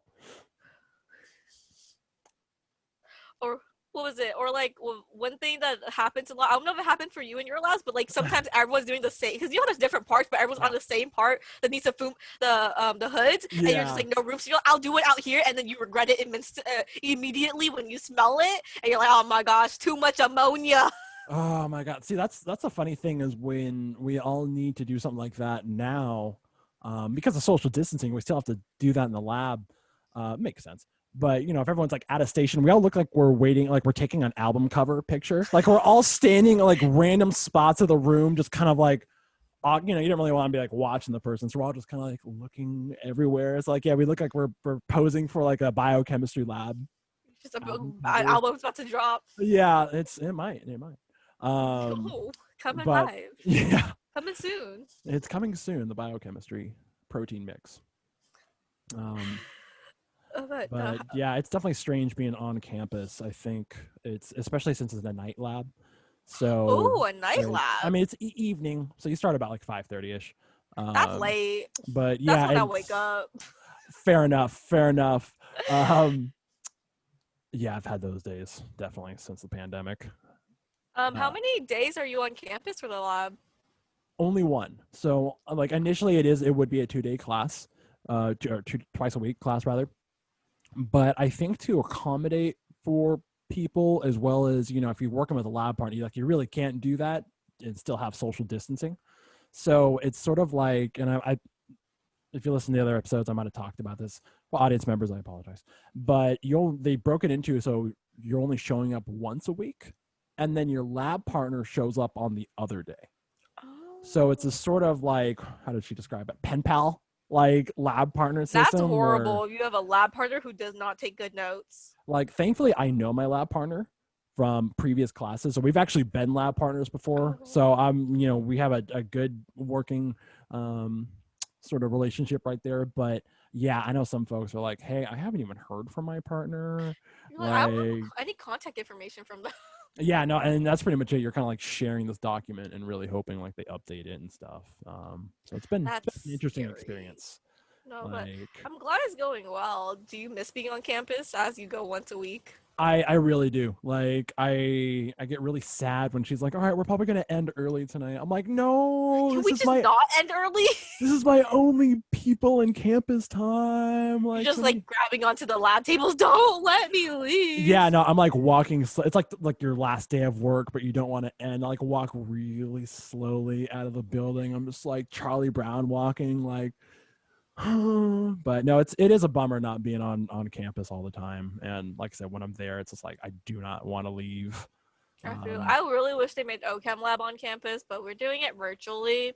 Yeah, no, same here with mine. Are you using like a program for any of your? Yeah, and I'm just like, I guess we're doing this. I mean, it's not bad. I just don't feel like I'm learning. Like I'm learning the calculations for it, but I'm not learning anything else. Like you can ask me how to do the lab, I would be like, I don't know. Yeah, I literally don't know. It's rough. But yeah, I feel like I'm just a lot of days kind of just going through the routine, you know, like I'm just gonna follow the steps. Like, no, you just made me remember I'm taking biochem next semester. And I was like, okay, because like I have 18 units next semester, and I'm just like, how is that gonna work? Yeah, it's nice. It was not supposed to be 18. It was supposed to be 14 because I was supposed to take another class this semester, but they weren't offering it when they were supposed to. So I didn't take it, and now I'm forced to take it next semester. So I'm just like 18 units in spring, and I did not want that. So I just cried. It's going to be quite a finale semester. You're making me feel very lazy with my 6 planned units for next semester. It literally was supposed to be like 12 to 14 units. And like one of the class was me retaking it for a better grade. But like now I can't because they did not give me molecular cell. They were supposed to. Yeah. It was because, like, you know, when we look up classes, it'll tell you spring, fall, like when they'll have it. It was fall, Hmm. spring. So I was like, okay. And I was like, for registration, I was emailing the department. I was like, why is this class not here? And they're like, we're not offering it. I'm like, you're not offering it. No. And I'm like, none of the professors told me, none of the advisors said anything. I'm just like, so Yeah. we just not talking about Chem 180, I mean Bio 180. So I'm not taking it. So I have to take it next semester. So I literally had to switch my class schedule. Like this semester, like the class I'm taking this semester was supposed to be next semester. And all the classes I was taking next semester was supposed to be this semester, but then they changed it.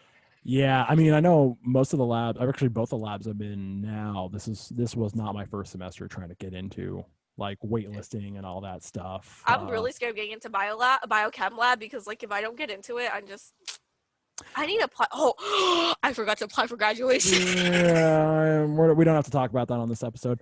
No, but I got to see. You're just Yeah. making me realize a lot of things I forgot. Well, that's why I'm here. That's why I'm here, Jenny. Thanks, Chris. I'm just doing my service for Sac State. But yeah, it's hopefully you get in. I know I was kind of worried myself. It'd be cool if you have to get in next semester, they'll probably do like I shouldn't say probably. It wouldn't surprise me if they do a similar system what they did this semester, where I can see it.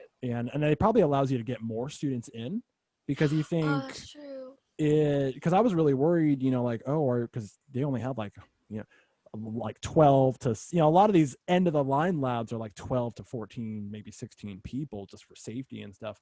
So I think by doing the once a week rather, and you have two different groups, I think that allows you to kind of double how many students you can get through. So That's true because you have like the specific amount of students in there. Yeah, that makes sense. Yeah, so hopefully, because I know I was like, I was really excited to get in. I heard it's really hard to get in. Yeah, only because of just the sheer logistics. You know what I mean? There's X amount of people that need to take the class. The lab only handles Y amount of people. We're now doing algebra on the podcast. STEM majors. Yeah, but yeah, I don't mean to talk people out. Yeah, but I think they are trying to get more students through and kind of make that less of a bottleneck for everybody. Because it's already a big bottleneck normally. So yeah. I don't think the pandemic helped. It might have, because it's the way I understand the bottleneck is, and I don't mean to share. I meant like graduation rates for like. Yeah, that didn't really. Yeah, I mean, yeah, I don't. Because like I know a lot of people are taking their classes that they need, but like they're not passing it. Yeah, I know what you mean. Where it's kind of like they're not doing as well as they would have in person, or maybe they don't have the same passion for it. They're just kind of getting the points, finishing off the class. Yeah, I mean that's our life for now as STEM majors. Yeah, no, and I guess that's good to remember that it's everybody right now. You just gotta stick in there, stay on the grind, stay strong, everybody. Stingers up. When in doubt, stingers out. So yeah, I don't have all of them memorized. I remember the team went through all the different variations of Stingers Up one day, and it was like too fast for me to take notes. I don't remember the order. I remember it's when in doubt, Stingers out. When in trouble, Stingers double. Once more, Stingers soar. And then there's one more, and I forgot. I like to do the stingers forever, like Wakanda forever. You kind of cross through. Because when I started, my first semester was the same, like right around when Black Panther came out, so it was all the rage. So I was like, "Yep, stingers forever!" Like, and were last summer. We were really in the woe came out, so we'd be like, "Woo!" There you go. We did that all summer. That's why if you go up to any orientation layer, you go, they'll be like, just catch it right back. We did a lot of that. Nice. It was low-key embarrassing. I mean, that's the fun part about being an orientation leader, right? We're embarrassing, yes. As a team. As a whole team, a collective team, yes. We are embarrassing together. That's the and we are proud part. of it. In our uniforms, khaki and green, proud of it for being embarrassing. Khaki and green, and with the online potentially also in slippers. I was always like very business, but then when it came to my feet, it's like, oh, but he's got his chemistry socks on and his slippers, and like the thing about summer is like students love crazy socks for some reason. And one of our old this is like one of our old coordinators always wore crazy socks. So like if you wear it's like you wear like things for orientation leaders to do is wear fanny packs and wear crazy socks. So you could have as crazy chemistry socks as you want, and we would happily accept it as long as your shoes have like it's like not it doesn't have to be close to it, but it has like a little thing on the back. But like we would I definitely happily would accept have worn more professional shoes if we were in person. but As a like disclaimer. yeah, no, you can come in Crocs. We love Crocs. Yeah, let's get Zyder on here. No, literally the Croc episode. Croc. So tell us about your I'll have to do some research before that one. Yeah. Just have her teach you. That's true. That's true. Though she might have to make a PowerPoint. It might be. I'll have her do like a TED talk. I'll just Trust me, produce it. she has convinced half the orientation team to buy Crocs. We could call it Croc Talk. I like it. Wait, I'm no, actually do this now. I'm actually very excited. I'm on board. No, you got to do that. You got to reach out to her now. You'd be like, Croc Talk? Yeah, well, I bring in the guests by like batches now, so I kind of send out the word, reach out to some folks. So she'll be in the next. I'll have to add her to the next batch of reach outs. Fun. Yeah, for sure. How's your podcast? Like, how do you feel about doing a podcast? I've honestly been loving it. I know it's an idea I've been bouncing around and talking about for probably way too long, and I think it's really cool. I know over the summer, like every time I would talk to folks, I'd always learn something really cool. And just have like awesome discussions. I'm really liking this. It's cool to meet everybody in a little bit more in depth than I already know all y'all. And I think it's cool to kind of show the public what the orientation leaders are like. We're embarrassing. Embarrassingly awesome. As a team. Yeah, I keep describing it. People are like, so how is, especially during the summer or during like the spring when we were going through training. They'd be like, yeah, how is it? So what is it like doing the orientation team? And you're like, well, imagine somebody who's really psyched about Sac State, now clone them 50 times, give them different majors and put them all in one room. I'm like, that's essentially what it is. And it's great. Yeah. It's so funny because like before becoming an orientation leader, I really was not like super Sac State enthusiast. I was like, yeah, Sac State, whatever. I was like, yeah, I go here. It's my school. Like I know it. After Sac State, so I pull out so who needs an advising? Who wants free advising? Let me tell you about Sac State. Fun fact about Sac State. Sac State, like my closet went from like I had one Sac State shirt before orientation leader. I have a closet full of Sac State clothes now. Literally, I know too many facts. My sister, so I have a sister that is also a Sac State student. She came last summer, so she came during my orientation, my first summer. I didn't get paid. Huh? No, she was not. She was in one of our other leaders group. I didn't get paid for any of the free advising I did. Because like for first year students back then we did an overnight advising session for like Frosh night. Yeah. So she didn't go to Frosh night, and I wasn't working Frosh night that night, and she was like, "Hey, help me pick out classes." I'm like, "You're supposed to do it yourself." She went, "No, you do it." I was like, "I'm not getting paid for this. I get paid at like school, but not here." And you'll have to send an invoice. No, but if y'all are interested in being a Sac State orientation leader, applications are going to come out soon, or they are out. No. I think they are. I believe they are already out. And for new leaders. Yes. So yeah, if you're interested in being a new leader, come join our team. You get to be with me and Chris, two crazy STEM majors, with a lot of other majors too. We got music majors, we got computer science, we got psychology. It's honestly, it's a great way to one, make some awesome friends, two, get to help out a lot of students, and honestly, you get to know the campus really well. That's probably the one thing but was unfortunate that I didn't get to experience was like so much of the on campus because this was my first lost on campus. Yeah, I mean, like even the Sac State gear you're talking about, like I probably would have more had I been on campus in the bookstore and like all that, because I'm like, man, I'm never on campus anymore, and the bookstore has crazy hours right now. Online shopping is your friend. It's true. I need to start doing that. Their shipping's crazy, but online shopping. True. That's true. But I think it's a really great way to like learn the campus and the different departments. It's really fun. Yeah. Also, I really like advising. Not advising, but like kind of like putting out there that you get to really know your department the most. Yes. Like you work really close with your department because that's if it's your major, they usually put you with your major. So we got to work with a lot Yeah. of STEM majors. So Yeah. we were with like the chem and bio department a lot.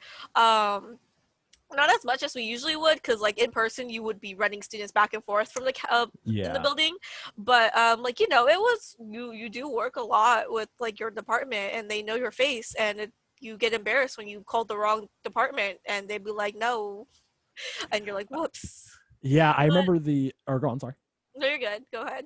I was gonna say the Campusopoly assignment, So fun. that was really fun. So for folks who aren't in the know, when you become an orientation leader, at least more towards the in-person, I don't know if it still is going to be going this year, but essentially you're assigned to, over the duration of the semester, more or less, you're responsible for going through and kind of hitting up every like various department on campus, and just kind of, you have to get a little signature or a stamp from them, but the whole idea is it really gives you a chance to go and meet all those different crazy like support services or like departments that you might not have known about. What was it, like the business department, I love them. or the business school? Like their whole building is so awesome. Tahoe Hall is beautiful. If y'all have never been to Tahoe, that was my original favorite building before the new science complex building was. Oh, Tahoe Hall, like I used to have I study in there. yeah, It's open in the rooftop, so like I natural love light, it. Yes. tree. It feels fresh, and like literally you go in there, it feels like fresh. So guys, I Yeah. love it in there. I'm just saying, it's a good building.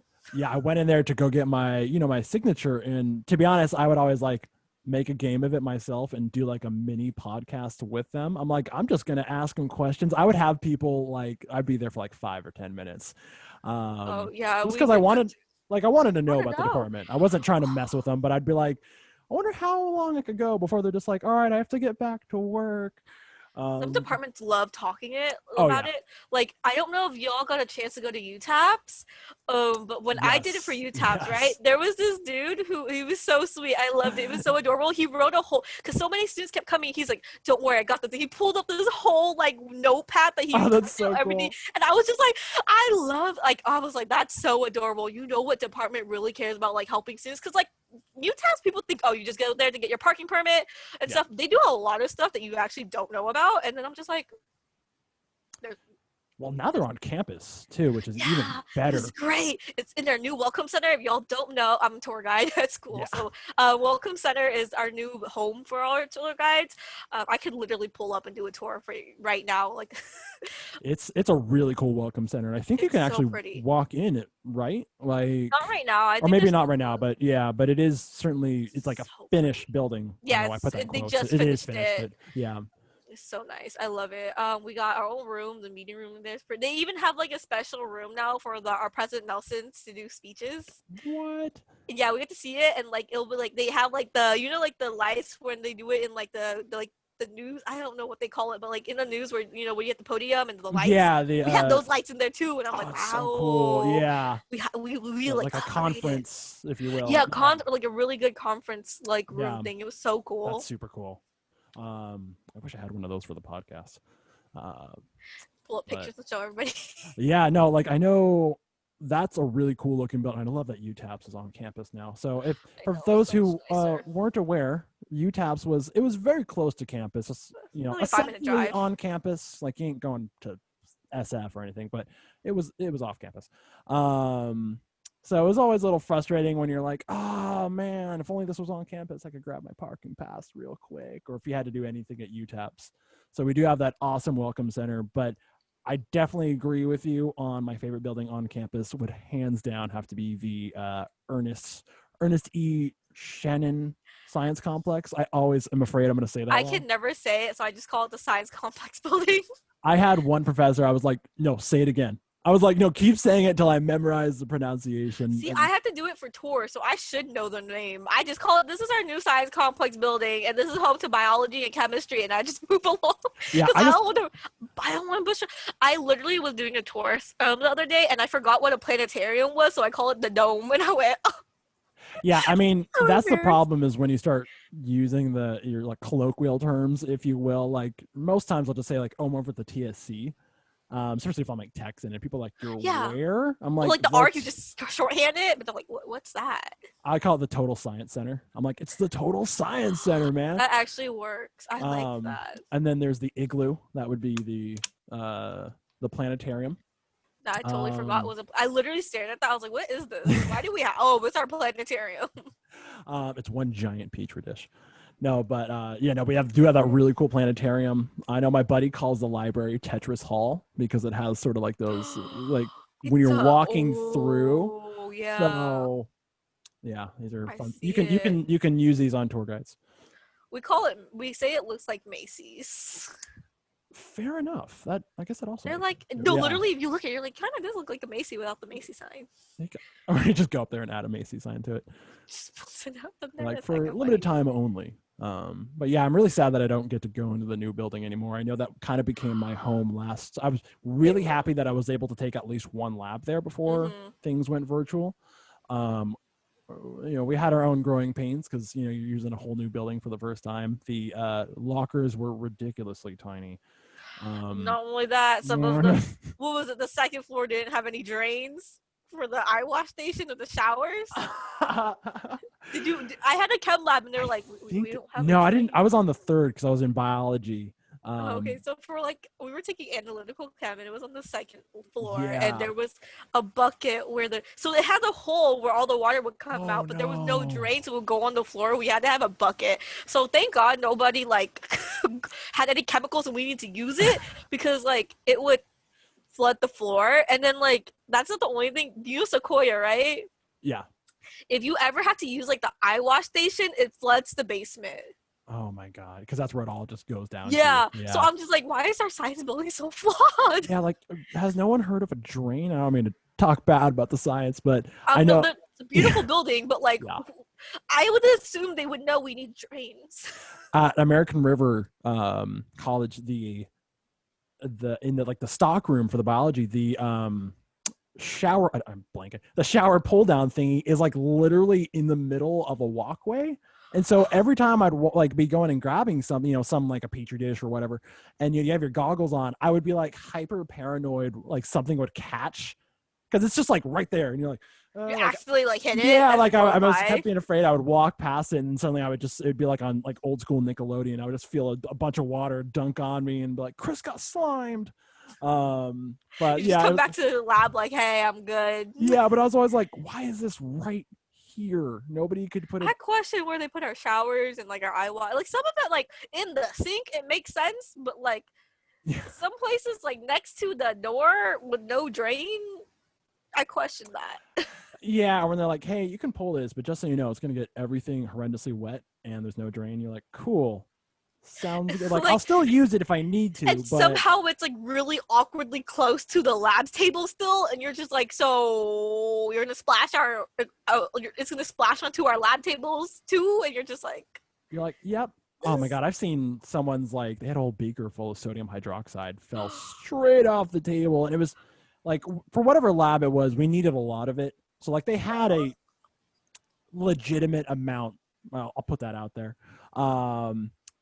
A reasonable amount for the lab, but yeah, they weren't paying straight up. They weren't paying attention, and kind of bumped it. And I happened to be just down the bench, and I just saw it just whoop, and you hit it. It's almost like you're playing the lava game. You're no, instantly ran over and kind of I didn't push her out of the way, but certainly was hey, stand back, step back, and you just shove her out. You're hold on. Yeah, I was about ready to do that. Thankfully, it wasn't that crazy, but I was hey, get back, don't stand in. But yeah, I've definitely been there for those crazy spills. We didn't have to use the shower because thankfully it didn't get on anyone. That's good. I have seen a microbial culture, a liquid culture, which just means it's a tube full of liquid growing bacteria. For those who don't do micro, the key point is liquid with bacteria. Somebody was not working over the bench, and they happened to they were wearing what I've heard is the crop top lab coats, which are the shorter ones, the waist high. Yeah. I had a professor call them crop tops, and that was always stuck with me.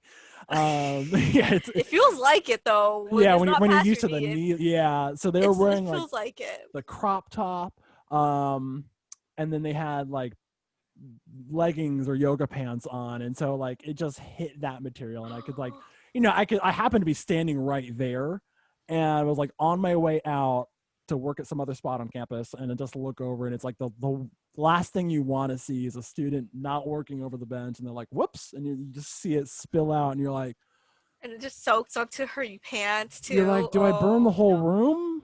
Like, You're just like, I'm leaving here real quickly. You yeah, no, I went straight out up had that door. shift across campus and like You went, called I'm the out. professor over a meeting. It was like, I'm You're sorry. at the door. Hey, professor, I was over like, you got to there. handle this. I'm out.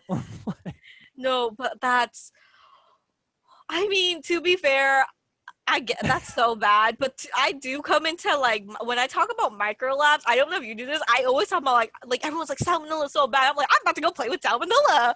Like I'm just like Yeah, ooh I'm down. bacteria. It's like, that's cool. I'm not like They're eating like it. oh my god you're playing with bacteria. Like my friends like they're like germaphobes and they're like oh my god you're playing bacteria. I'm like yeah. So we were playing with E. coli. And we were doing salmonella and then they're like you're not scared. I'm like no we just they're dead anyways. Like I heat kill them multiple times. I mean they're growing, Yeah, but it's not like I'm putting it in my face. we were doing the I'm sure they did this when you were, I don't know, actually they might not have, when you were doing 184 the microbiology. Do you do like a project where you went and tested the river? Yeah, we did. Super cool. So yeah, we were doing that, and like that was probably the more scarier because like I don't know what it is, and it probably has No, homeless like poop in it. I don't know if I could say that, but real talk, you're like, okay, this came from a river. I know it's on the river. the river Um, ain't clean. yeah, it is There's a lot of not. life in there. Really cool project. You know, it's just Really fun cool. just getting out of lab for a day. And but yeah, no, you're like working on this, and I had a lab partner who like was like, "Hey, what's this colony look like to you?" Holds up the plate like uncovered, not to my face, but like But like past clothes? enough for me to be like, cover that and get it away from me. Like we don't That's know what it is. crazy. We just pulled that out of a river.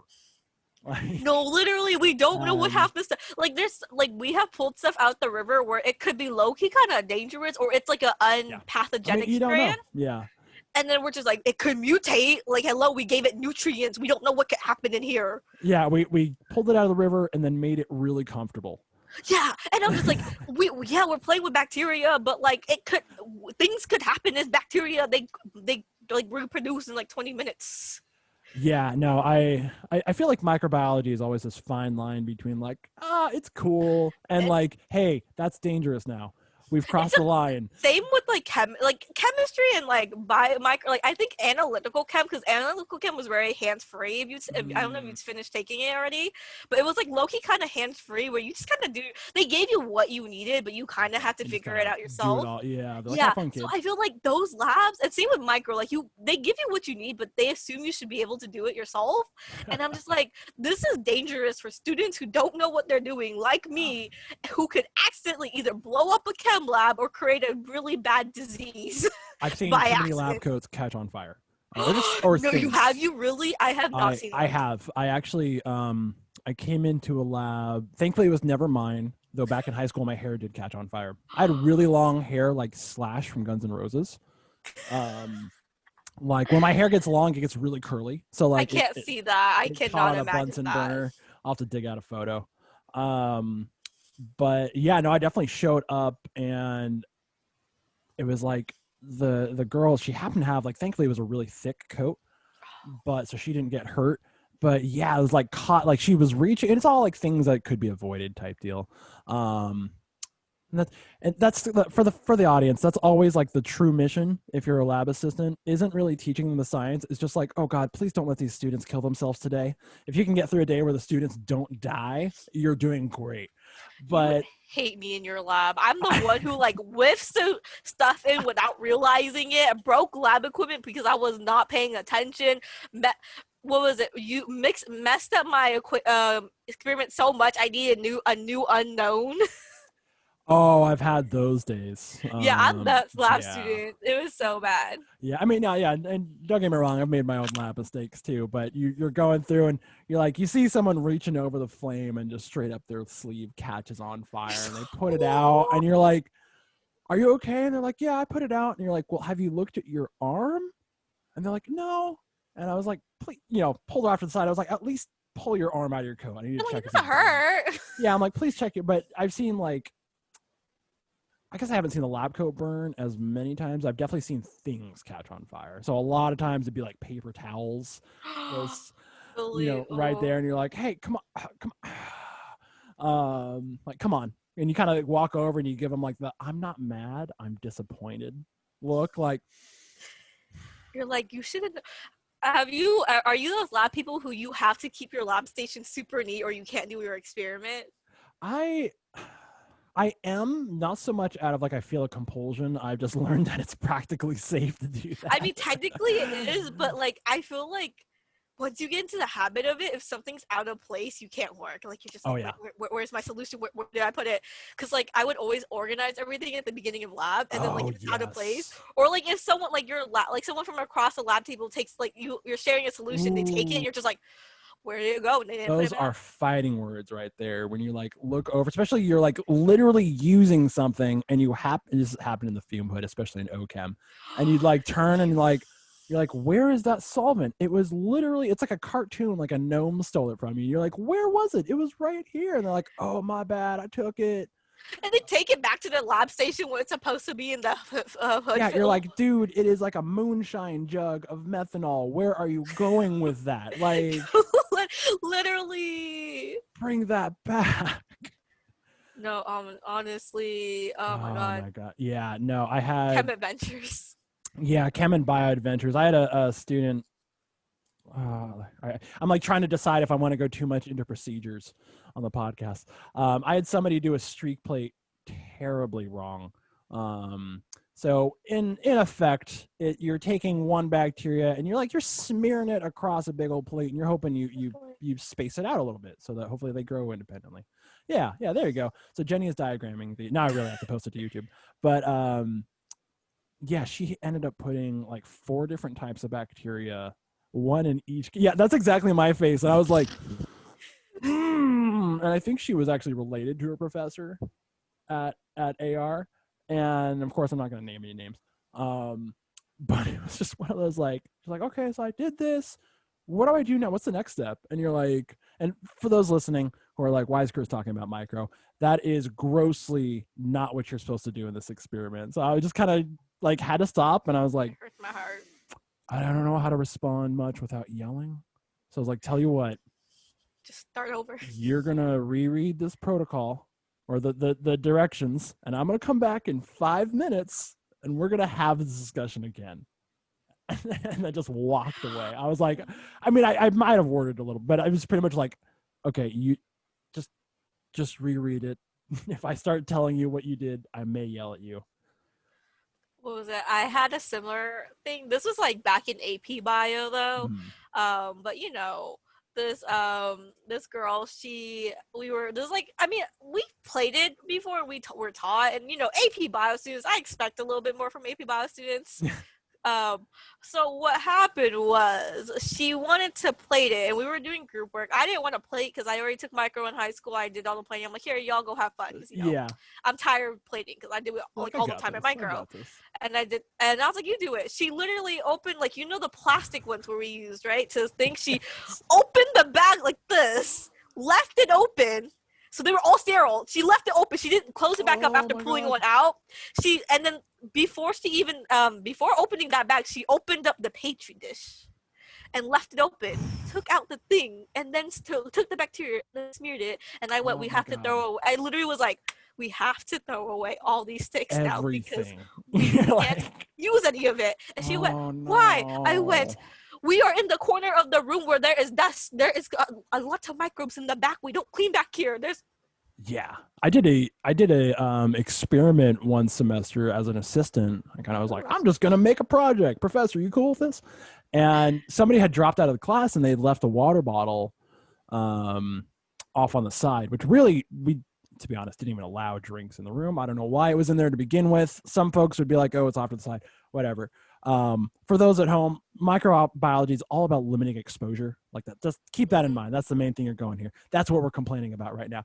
And so I like ran an experiment where I just made plates from different part of the cup. You know, it was a standard like, you know, water bottle or something. And so I just like swabbed the lip, swabbed the water inside, swabbed like the rim. Every part of it was infected with something. Or maybe not infected, contaminated, but it was just one of those like, there's bacteria everywhere. Why don't you guys get this? I mean, we're full of bacteria. But Yeah, but and when the folks in lab, they're always like, "Well, I'm not. My Starbucks isn't at my desk, so why?" And you're oh, like, you're "No, they're bringing everywhere drinks in in. this Oh, room. It's yeah, they're on you. You have E. coli on yeah, you. it's everywhere." And then I like did that, and then had one day where I just like showcased my results, and everyone's jaw was just like, and I was like, "Yeah, you see the water full of Pseudomonas," and they're like, "Oh my Like, god, what? yeah, I was like, like people don't realize how dirty their phones are. Like for us, we kind of know. Like even yes, without testing, like I know how dirty it yeah, is, and yeah, I do wash my hands constantly, and I do wipe my phone with like antibacterial wipes every yeah, once in a while. Like just because, like also your phone I spill a lot on my phone, so it gets sticky anyway. So I have to clean. yeah." But like people don't like people are like, oh yeah, my phone's technically. I'm like, no, it They're is like, not. Your fingers are "Mm-hmm." like the dirtiest thing on you. Like this is so dirty. The cleanest place on you is like around here because it's not really exposed to anything. But like your fingers, so dirty. I wish there was a way to like quickly grow the bacteria, because that would be such a cool like booth at a fair. Is like, come see how dirty your phone is, and you just swab it, and if you could like flash grow the bacteria and just Honestly, that would be show people so like, cool. because we had an experiment like that where we just had like, I think they could swab anything, and most folks would swab their phone. And oh my god, like some folks would have like this orange like fungus growing in the plate, and like to the point where you're like, don't open that. I'm gonna tape it and, Yeah, and kill it. Like, you're like, I think we don't need to play with we're that. gonna put that in the fire. We're like that. You're like that is dangerous. We're not throw it Yes, away over that's where we there. cross that fine line. But yeah, like people don't real like for all the listeners out here who aren't microbiome like STEM majors, like we got bacteria everywhere, bro.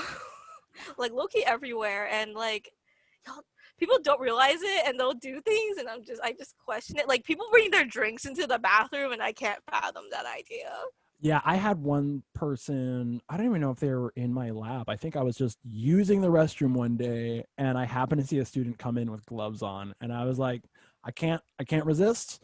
Um, for those listening, sorry, we're getting very into the weeds about science. First it was We're super Pokemon. STEM, yeah. It's yes, and then it was gaming. Now it's science. This is a very niche episode, but gloves Take your don't leave the pick. room. That's like a quick rule. Is gloves don't. It's the exposure deal. So yeah, when you see a guy coming into the bathroom and you're like, oh, okay, kid. And I was like, look, man, I don't really know you, but tell you what, those gloves should go in the trash instantly, right now. Like, wash your hands. And he was like, oh, why? And I was like, oh my God, I have to do a whole lecture in the bathroom right now. You're like, hold on, let me put on my lab coat real quick. Yeah, you're like, opens a PowerPoint, gets the laptop out. Well, you see, you gotta do the Neil deGrasse Tyson. Well, actually, um, The so bathroom, you're like, so this is why we take off our gloves, and you're like clicking on your laptop. yeah, exactly.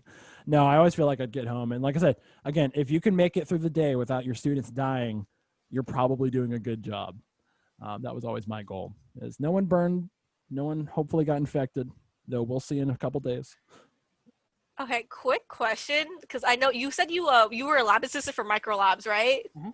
Mm-hmm. So did your students ever randomly just like a lot of your students just get sick like every week? They're like someone else is sick within your lab, I had times like that, and I would and you're start just like getting like questioning. You're like, worried. what You're is like, going on? yeah, you see, you come in, there's like the center, we had like three main tables in our labs, and you look and you're like, oh, how come the middle table is just, like I used to say, somebody shotgunned the class. Like they just, suddenly there's just one spot of the whole class that's just missing. And you're like, where did And then everyone you check your emails, go? like 7 of them are like, hey, professor, I have a really bad, like, I'm sick. I'm like really sick right now. I'm throwing up. And it's like the same thing from like all your students. You're just like, what happened? Yeah, I also had students that would not understand why you really shouldn't come into a microbiology lab if you're already sick. And this was before COVID. Um, they'd be like, why? What's wrong with that? And you're like, your immune system is dead.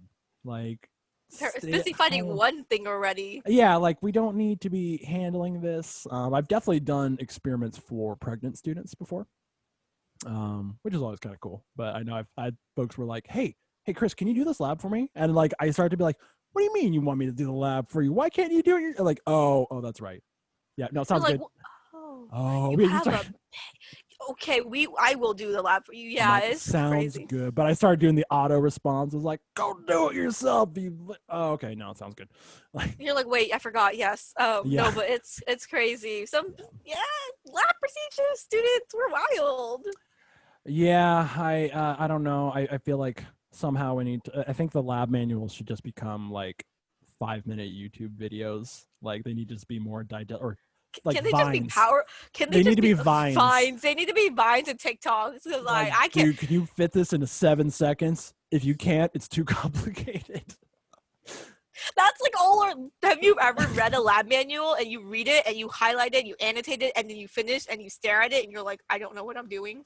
Yeah, no, that's usually how it is, and you're like, oh man, I should actually think about like how could I turn this this And lab then there's into like a that vine? one lab student who's super excelling at everything, and you're like going to them for all the questions. I know what really started helping me, I think, was like making crazy shortened notes. So like people would come in and they'd be like, Chris, where are your notes? And I'm like, I have like one post-it note that's like, do this, do that, take the measurement. And I'm like, I just condensed 2 pages into these 3 things. My favorite is when they tell you where to throw away the waste. They're like, remember to throw away the waste. I'm like, yeah, we will. I think that's what I spent most of my time doing as a lab assistant, would be going, Through the hey waste. everybody, guess where I just found this pair of gloves? Not in the bio way. Like I started making students put their names on their gloves. Oh my god, I no, it it got got too that bad. bad. I was like, I kind of brought in a little bit of Chris discipline. I used to call myself the lab sergeant. Like I was always the discipliner. My teachers would be like, I'm purposely going to have Chris yell at them because he's not a teacher and they can't fire him. Like he's just a dude who's here. And so yeah, I'd always be like, gives me the shivers thinking about it right now. Oh my god. I had in my micro lab we had people throw petri dishes, like grown ones, Yeah. into the trash can. Ooh. Yeah. And you know No, the caps, they don't stay on. yeah. Yeah. So You're like, it's just my professor, let's just say they were not excited about what they saw in the trash can. yeah. I mean, it's interesting because like, oh, the first week, second week, I'm like, hey, I know I told you this, but you're learning. I get it. It's a new thing. Oh 7 weeks man. in, come on now. Yeah.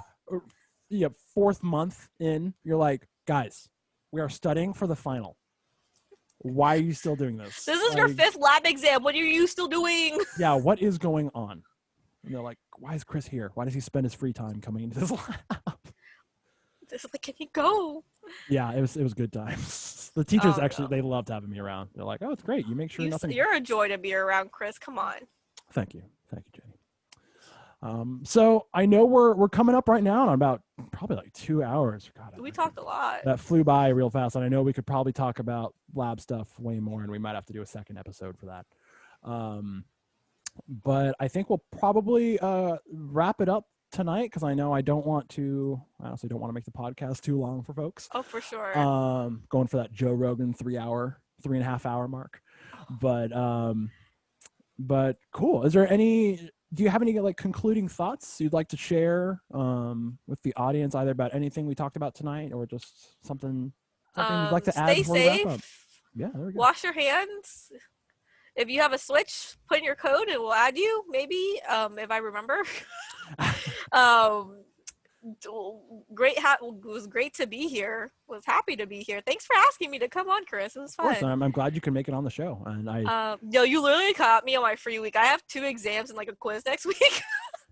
So like next week I'm like, there we go. I'm like disappeared. So you caught me on a good week. Nice. Because STEM majors, we got so many things, but it was great to talk to you. It was great catching up. Honestly, I miss talking to people in general. Yeah, I know. I always feel like I'm like this real like I miss people. Like I feel like what was that movie Castaway? Mm-hmm. Like, yeah, it was getting I was all like, blurry. it was a focus. I had to. I was like, that was a good kind of like ending of podcast effect. You just blur out, but yeah, I feel like who was it? Tom Hanks. Like people, I can finally talk to people.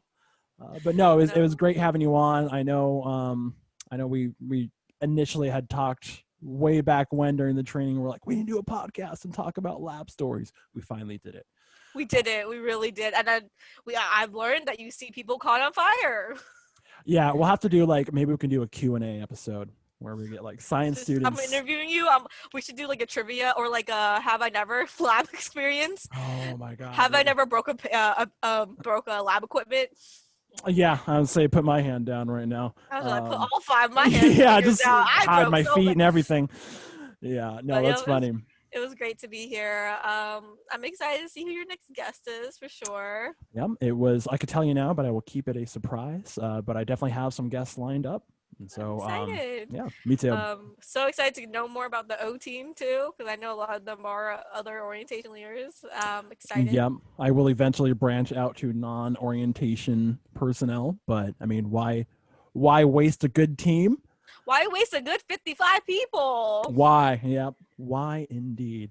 No, it's been a great time, and it's been a great time doing the podcast. And it was a great time this episode as well. For sure. So Jennie, we'll have to have you back on another time, do some more science talk, maybe some more Pokemon talk. But it's been a good night. And for those listening at home, in the car, potentially on campus if you have one of those in-person classes, have a good night, stay safe, or a good day. And of course, Stingers up. Always. When in doubt, Stingers out. Stingers up forever. All right. Have a good one, folks.